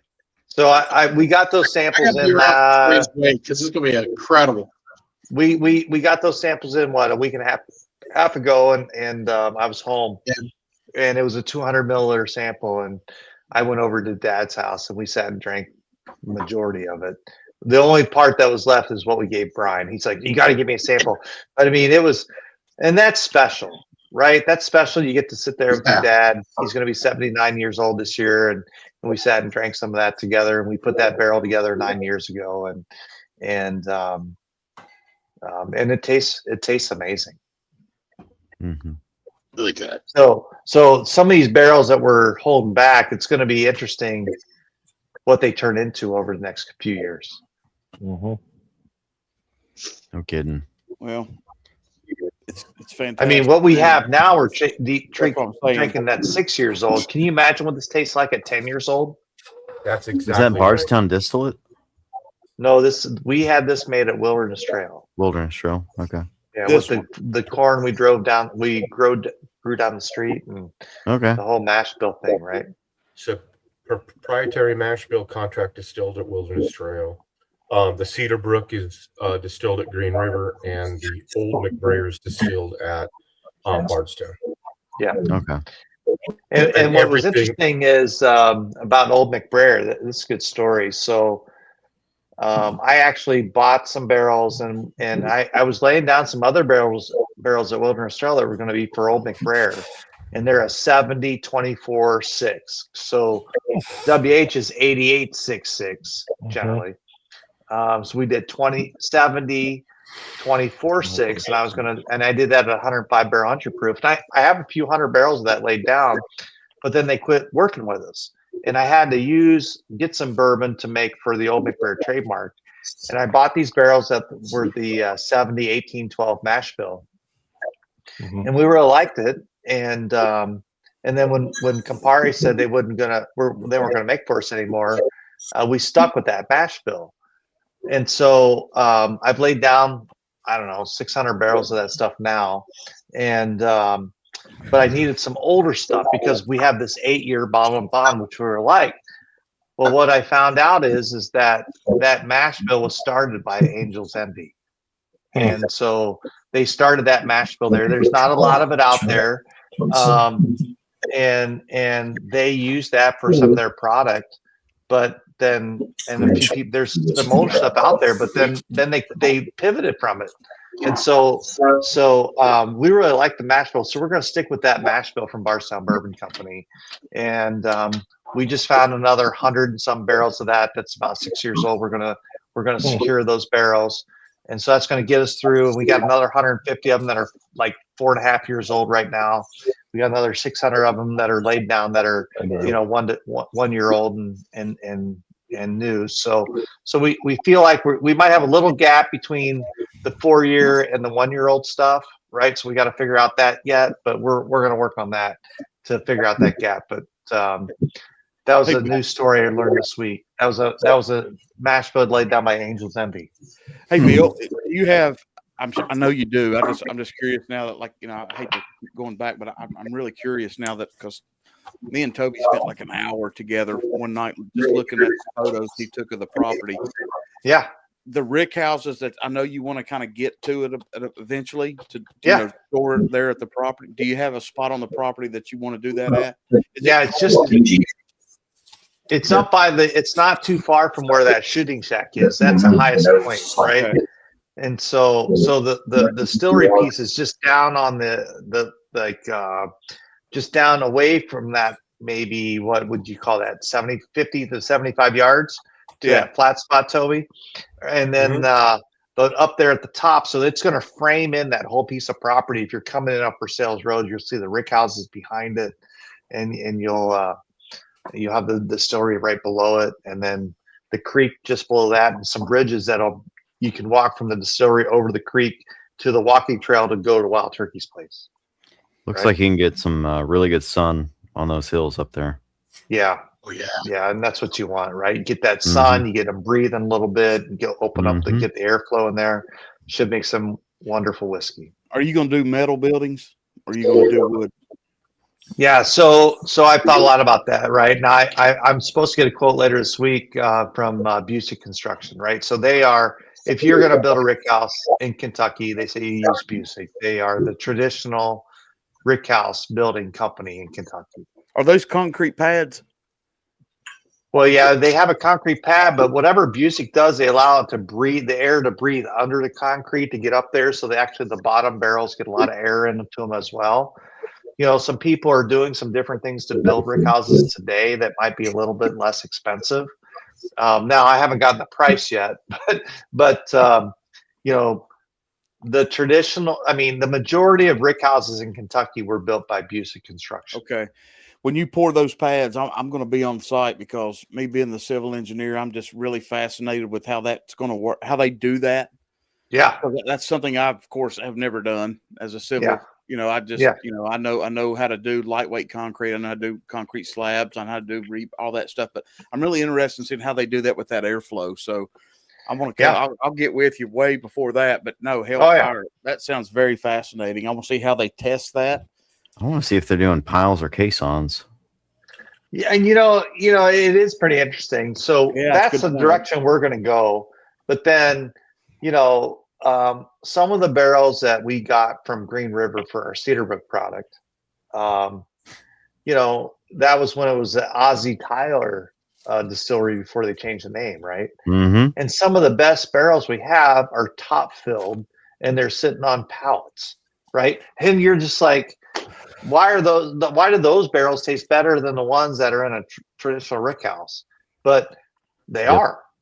Brian, would you agree with me? Right? Oh, absolutely.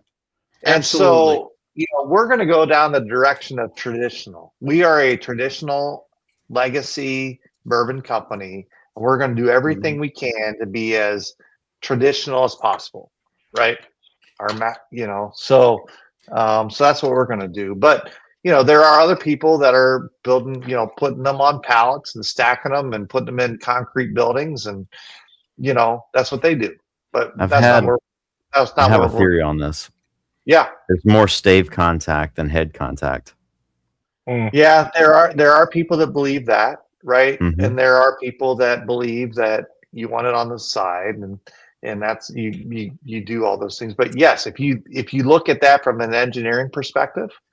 There's more barrel contact when you vertically, store the barrel versus on the side. And it's all in grain, in the wood grain, and how it's cut. Yeah. Yep. So, but that's not traditional. Quite a few of us on screen here have had some really, really good whiskey just in the last few months. That's all coming from OZ Tyler. Yeah. Yeah. Big time.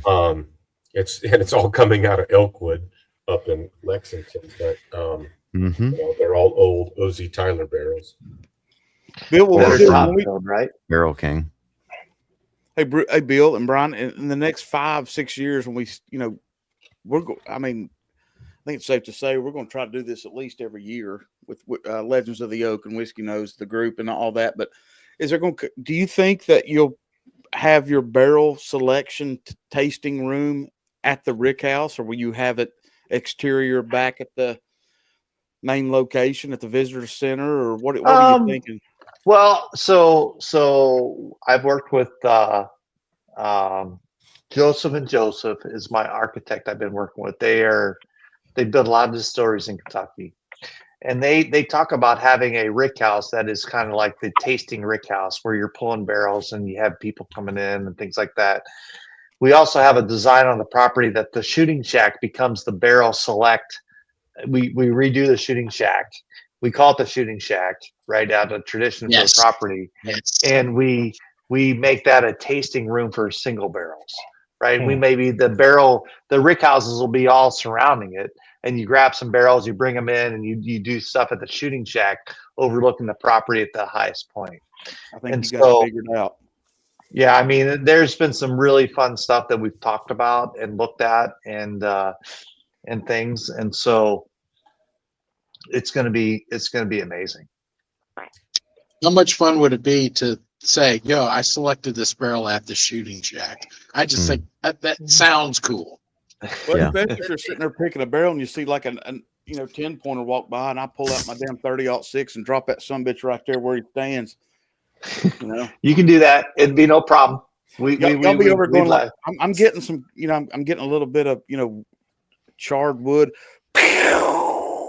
Howdy, boy, dinner's made. Hell, you can have a damn hunt experience. What barrel pick hunt experience on the Yeah.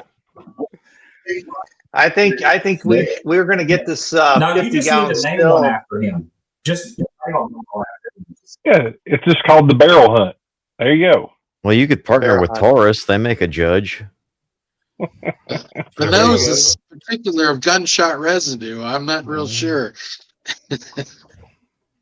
I plan on putting a 50 gallon still on the property so we can get our licensing and things like that. I think we should do a whiskey nose, just new make, let it age on the property. I And told you what I want to do. You and Brian know what I want to do next. well, So we want to do rye next, right? well, I wasn't going to say it out loud, but yeah, we're going to do. Yeah, we're going to do a McBrayer rye, but I think we need to actually make a. Would have been a competitor to Fireball. We'll make a rye just for whiskey nose on the property, and we'll age it there. And when it gets to be old enough, we'll barrel it, and we'll. Have a lot then of fun. we'll start finishing and some stuff. Yeah, hell yeah. Hot damn! I got to cover my. Here comes the first backer blend. No, it's getting fired up here. Marty's smuggling raisins over there.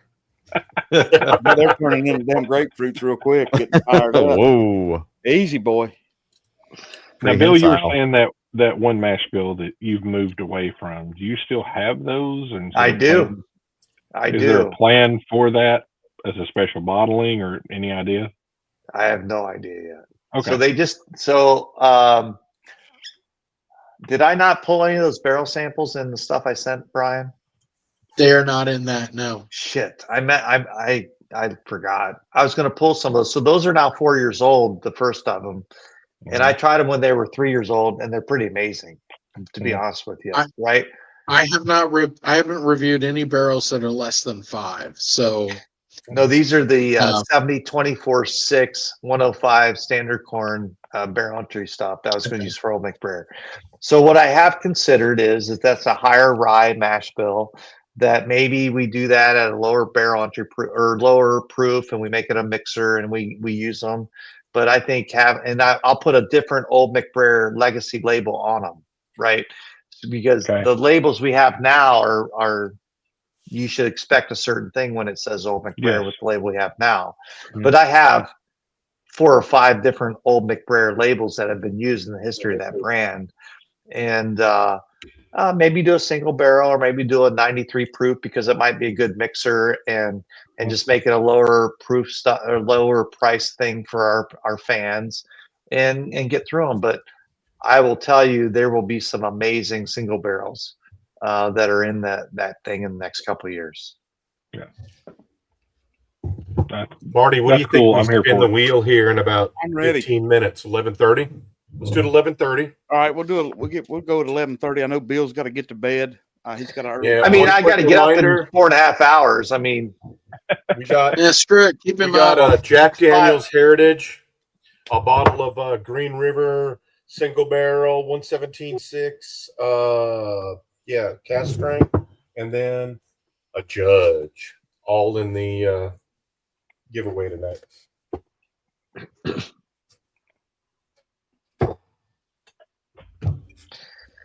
guys, the last 3 picks that we've done together over the last few weeks have been awesome. I've loved it. I'm so excited when we're going to do the release. Yep. I'm excited to get them down in Nashville or Tennessee, Knoxville area, Trey, and I can't thank you guys enough. It's been great.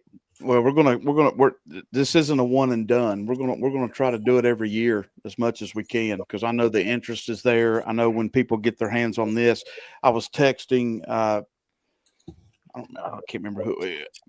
I've been on the phone all night with texts and stuff about this pick, and I was like, there's going to be ample opportunity with the yield on these bottles. Once you do your first order, and get those bottles, you should have a chance to go back and back it up once you try it. Yeah. So I think with the Cedar Brook, this and the 8-year, I think you're going to be quite pleasantly surprised of the value that you just put into these bottles on out of your wallet to get these for how good they are. So, and Bill, if by any reason for Knoxville, if you need any contact toward Nashville, I can help you. No, thank you. Like I said, I'm going to meet with those guys in the middle of about 5 weeks from now to get things kicked off is how I think it's going to go. I was a little bit disappointed they couldn't see me until the middle of April once I went through all this freaking paperwork to be down in that crazy state of yours. But it's going to be exciting, and it's going to be awesome. So if you guys don't mind, I'm going to go ahead and I'm going to knock it out. I got to get it done. But you guys, it was wonderful. Thank you so much, and we'll see you guys. We'll see you guys soon. Okay? I'll call you, Bill. We'll get caught up. Yeah. Thanks, Marty. Thank you so much. Thanks, Bill. You guys. Man. All right. Good night. Thanks, Bill. Appreciate it. Thank you, Bill. See you guys actually Brian, say what past you his really bedtime. think. What's that? I said, go ahead and say what you really think. All right, you're clear. You know what? I will tell you what I really think. I have never worked for anyone as amazing as Bill McBrayer. The first time I had him over here for dinner, he and his wife came over for dinner because he had no idea what I did doing bourbon tastings with dinner. A specific bourbon to go with each course of a meal. And we really hit it off that night. And it was after they left. I'll say this now because he's not on the air. But after it is, but it's not. Well, yeah. I looked at my wife and I was like, I got to work for this guy, because everything that you saw tonight, that is exactly Bill McBrayer. He is as genuine as it comes. And I've never worked with anyone who is just that focused on his family's legacy and doing exactly what was right. It feels so right working for him. I have the best time every day. I get up and I do stuff, and this is the best job ever. It really is fantastic. I'm truly blessed. Yeah, it's great. I mean, all the spirits have been fantastic. I've got multiple bottles of different releases, and all of them are just, they're easy to say. And you know what? I need to get Roger to speak a little bit, because Roger really was the first McBrayer follower of our group. And Roger's like, hey guys, you got to talk to Bill. You got to drink some McBrayer. You got to get into this. So I'm really, I guess, let me ask Roger, what do you think of these picks? Are you tickled, or I mean, are you so excited like I am that you got to sit on your hands so you don't wave at everybody, or I mean, did it exceed your expectations? I guess is what I'm saying. Yeah, I think of the three, Cedarbrook was the one that I didn't really have any history with, so I was pleasantly surprised with Cedarbrook. And so I'm really excited about Cedarbrook.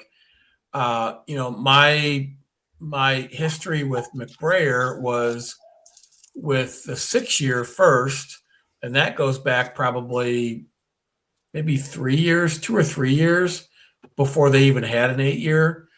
And then the 8-year, and then the judge. And so, yeah, I would say, I mean, what we tried tonight, even though my number one differed from my number one lined up with your number one, Brian. And ours just flipped. I had C and E close. Yeah, I mean, but C, I think C was kind of like the no-brainer. Like it's the darkest. Everybody thought it was going to be the oldest, and it ended up not being the oldest. But I thought B was the hottest, and it turned out to be C. So it just shows that all 5 samples tonight were, even though they were different, they were all, I think A was like the odd man out. A was like, okay, get A out. And maybe D was second.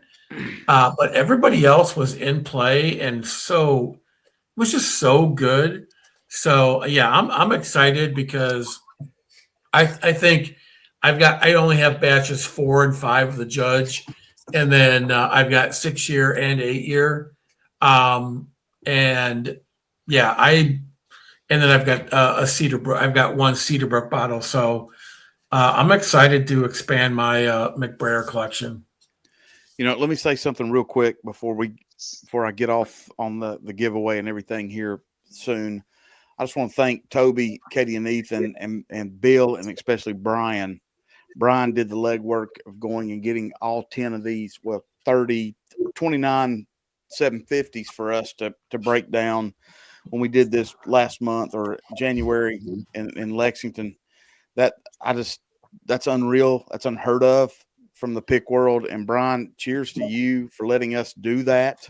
And I just thank you so much for giving us the opportunity to bring this to the community, because everybody's going to be extremely pleased with this result of what we did. It's funny because when I think back on the judge that night we were sitting there, that last night, we had a lot of work to do. I mean, we were going through these things hard, and people were coming up to us asking, just like the first night where we did the first 2, Cedarbrook and 8-year, we had a lot of questions. People coming up, and people were still funneling up to us. What are y'all doing? What's going on? All whiskey nose, whatever, and the Turks and everybody, and it kind of blew up again. But we really did well on picking some bangers for this blind tonight, and thank you, buddy. Just cheers to you for all your work getting them to us. That's fantastic. Thanks, Brian.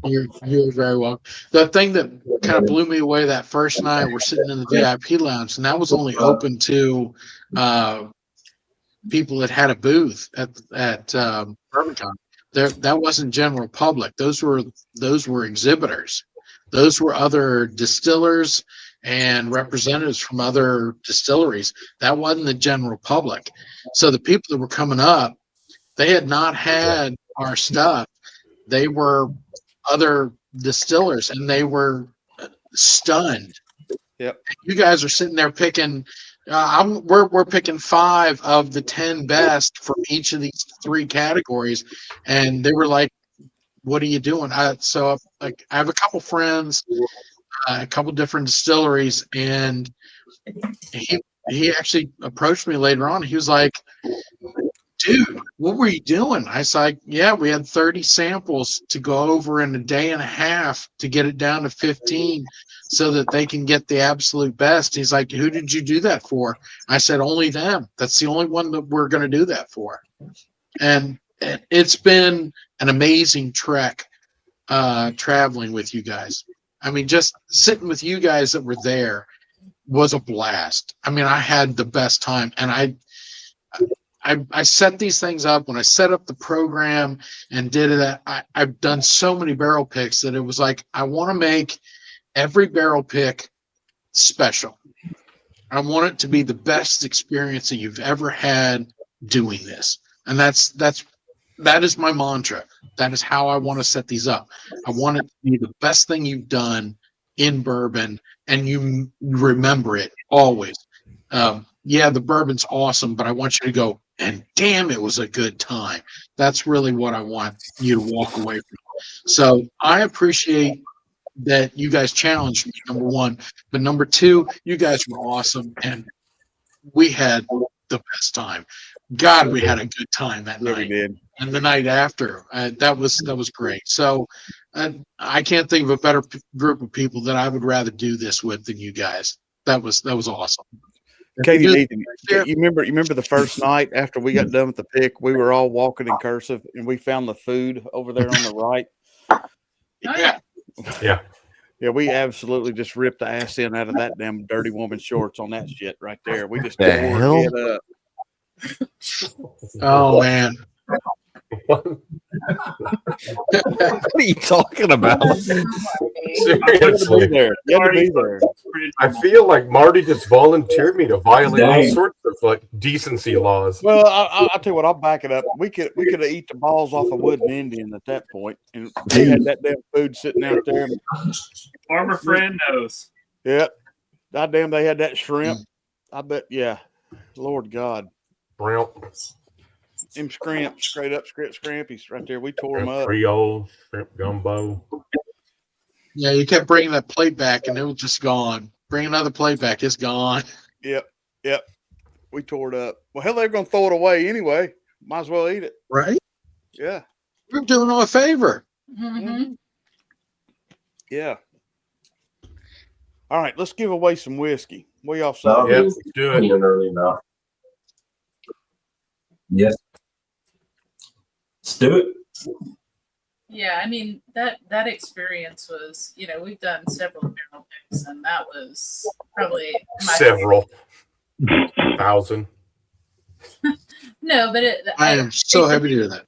The McBrayer was my favorite. Just being able to talk with you guys, like see the vision, talk to Bill and his dad. Yeah, his dad. That was amazing. And to have and to do it in stages where we had we started with 29 and wind up with 3. I mean, that's crazy. And to really dissect them, right?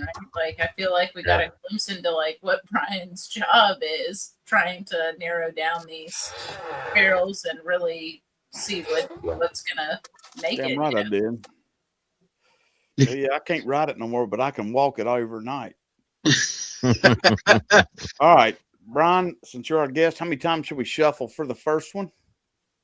I'm saying 3 because we got 3 barrels. 1, 2, 3. This will be for my sample pack of all 3 McBrayers, the Judge, the 8-year. There you go. And the Cedarbrook. So rip it. I like it. Hell yeah. Let's get some Cedarbrook in people's hands.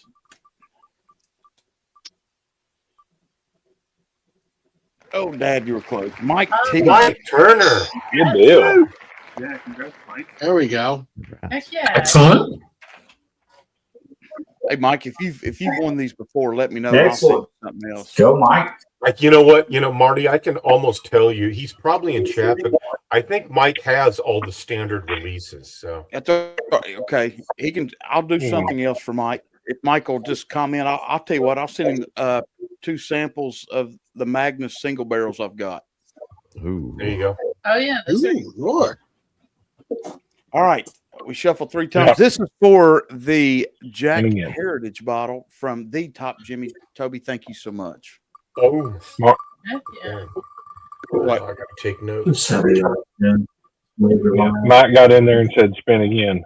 All right. Well, Marine Franchi. Marine. Marine. Fancy Franchi. Said spin again. Nice. Did you say Mike said spin again?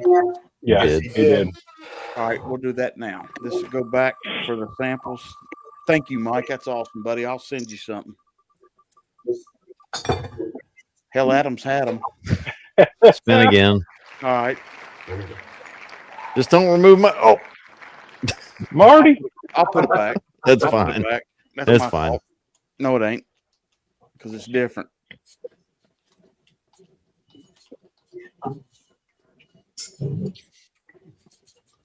All right. This is for the Green River bottle. Make me a pour sometime.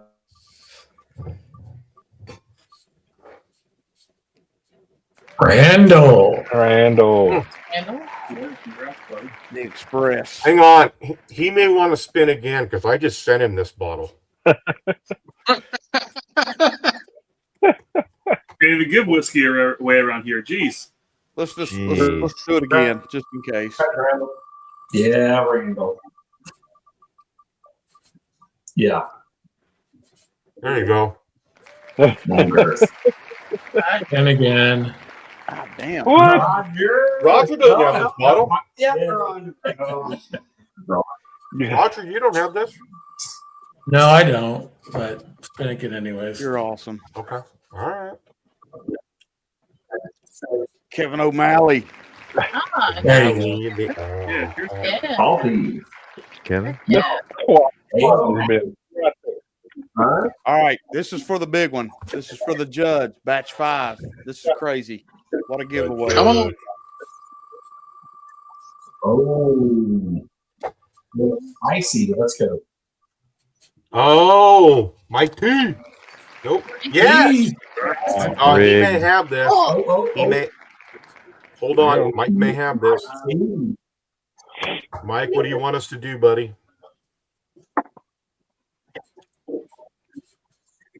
Waiting. I think Mike has this bottle. Yeah, we'll see what he says. I'll tell you what. Well, I'll tell you what, spin again. I have the bottle too. I'll send mine out if you want. Mike said spin again. All right. Yep. Thank you, Mike. Spinning again for the judge. For the here come the judge. Here come the Here judge. come the Here judge. we go.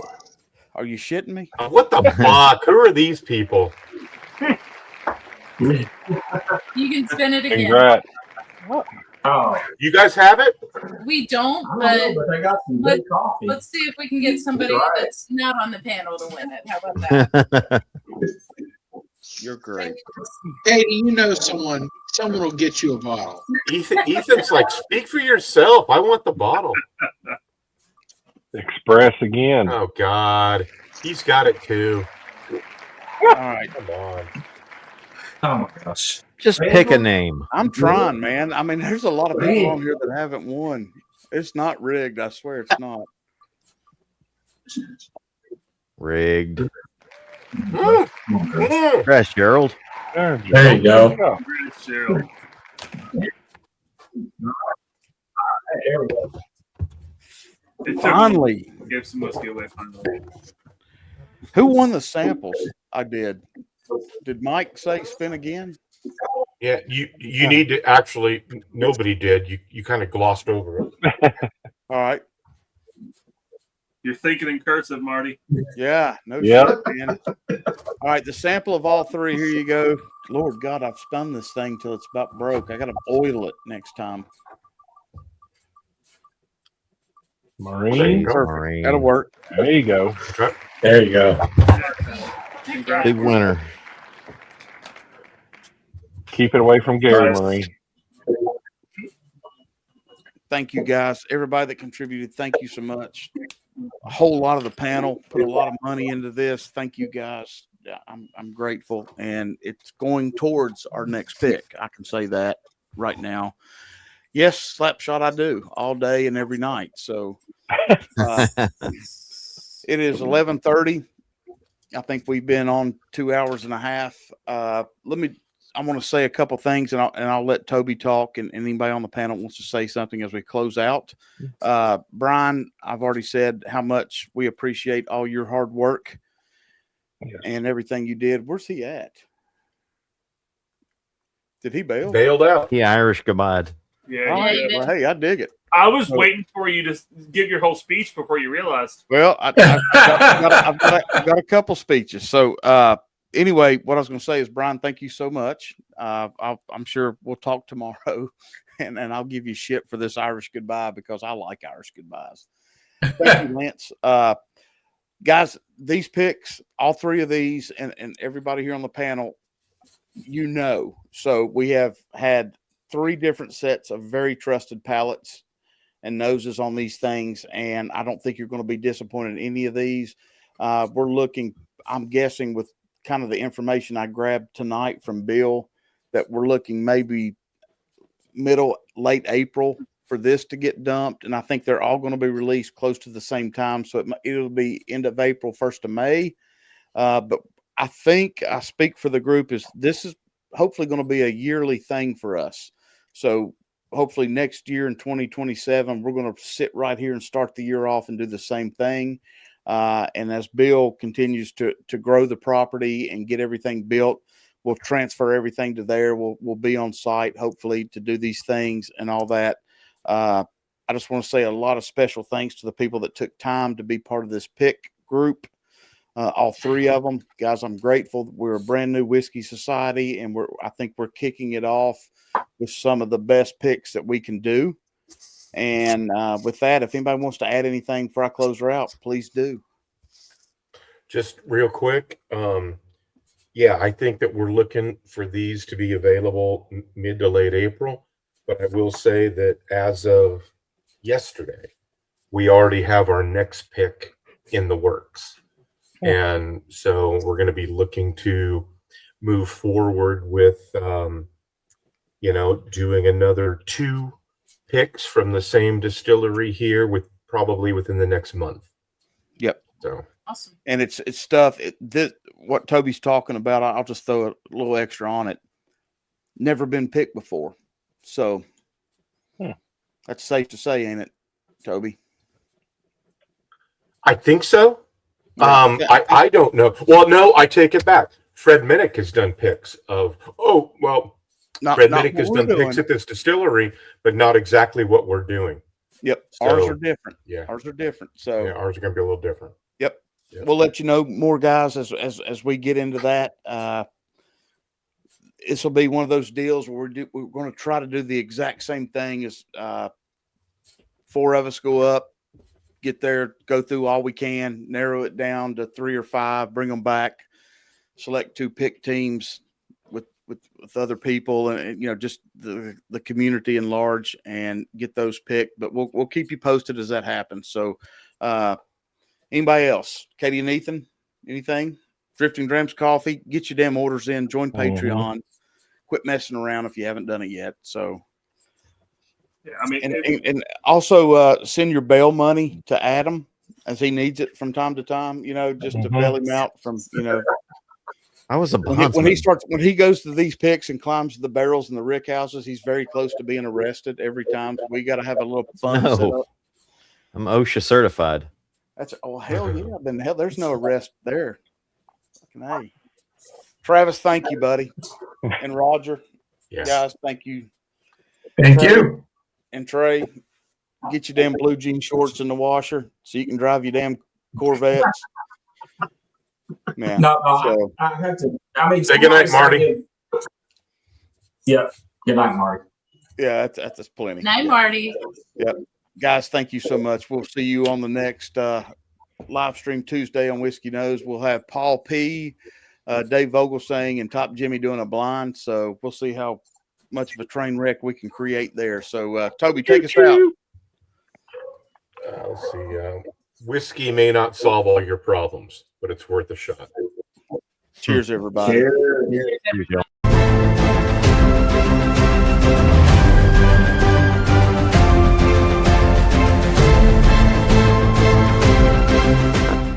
Thank you for watching this barrel selection with Legends of the Oak Whiskey Society, and thank you to the team that did this selection with us tonight. We will see you next time, and cheers, everyone.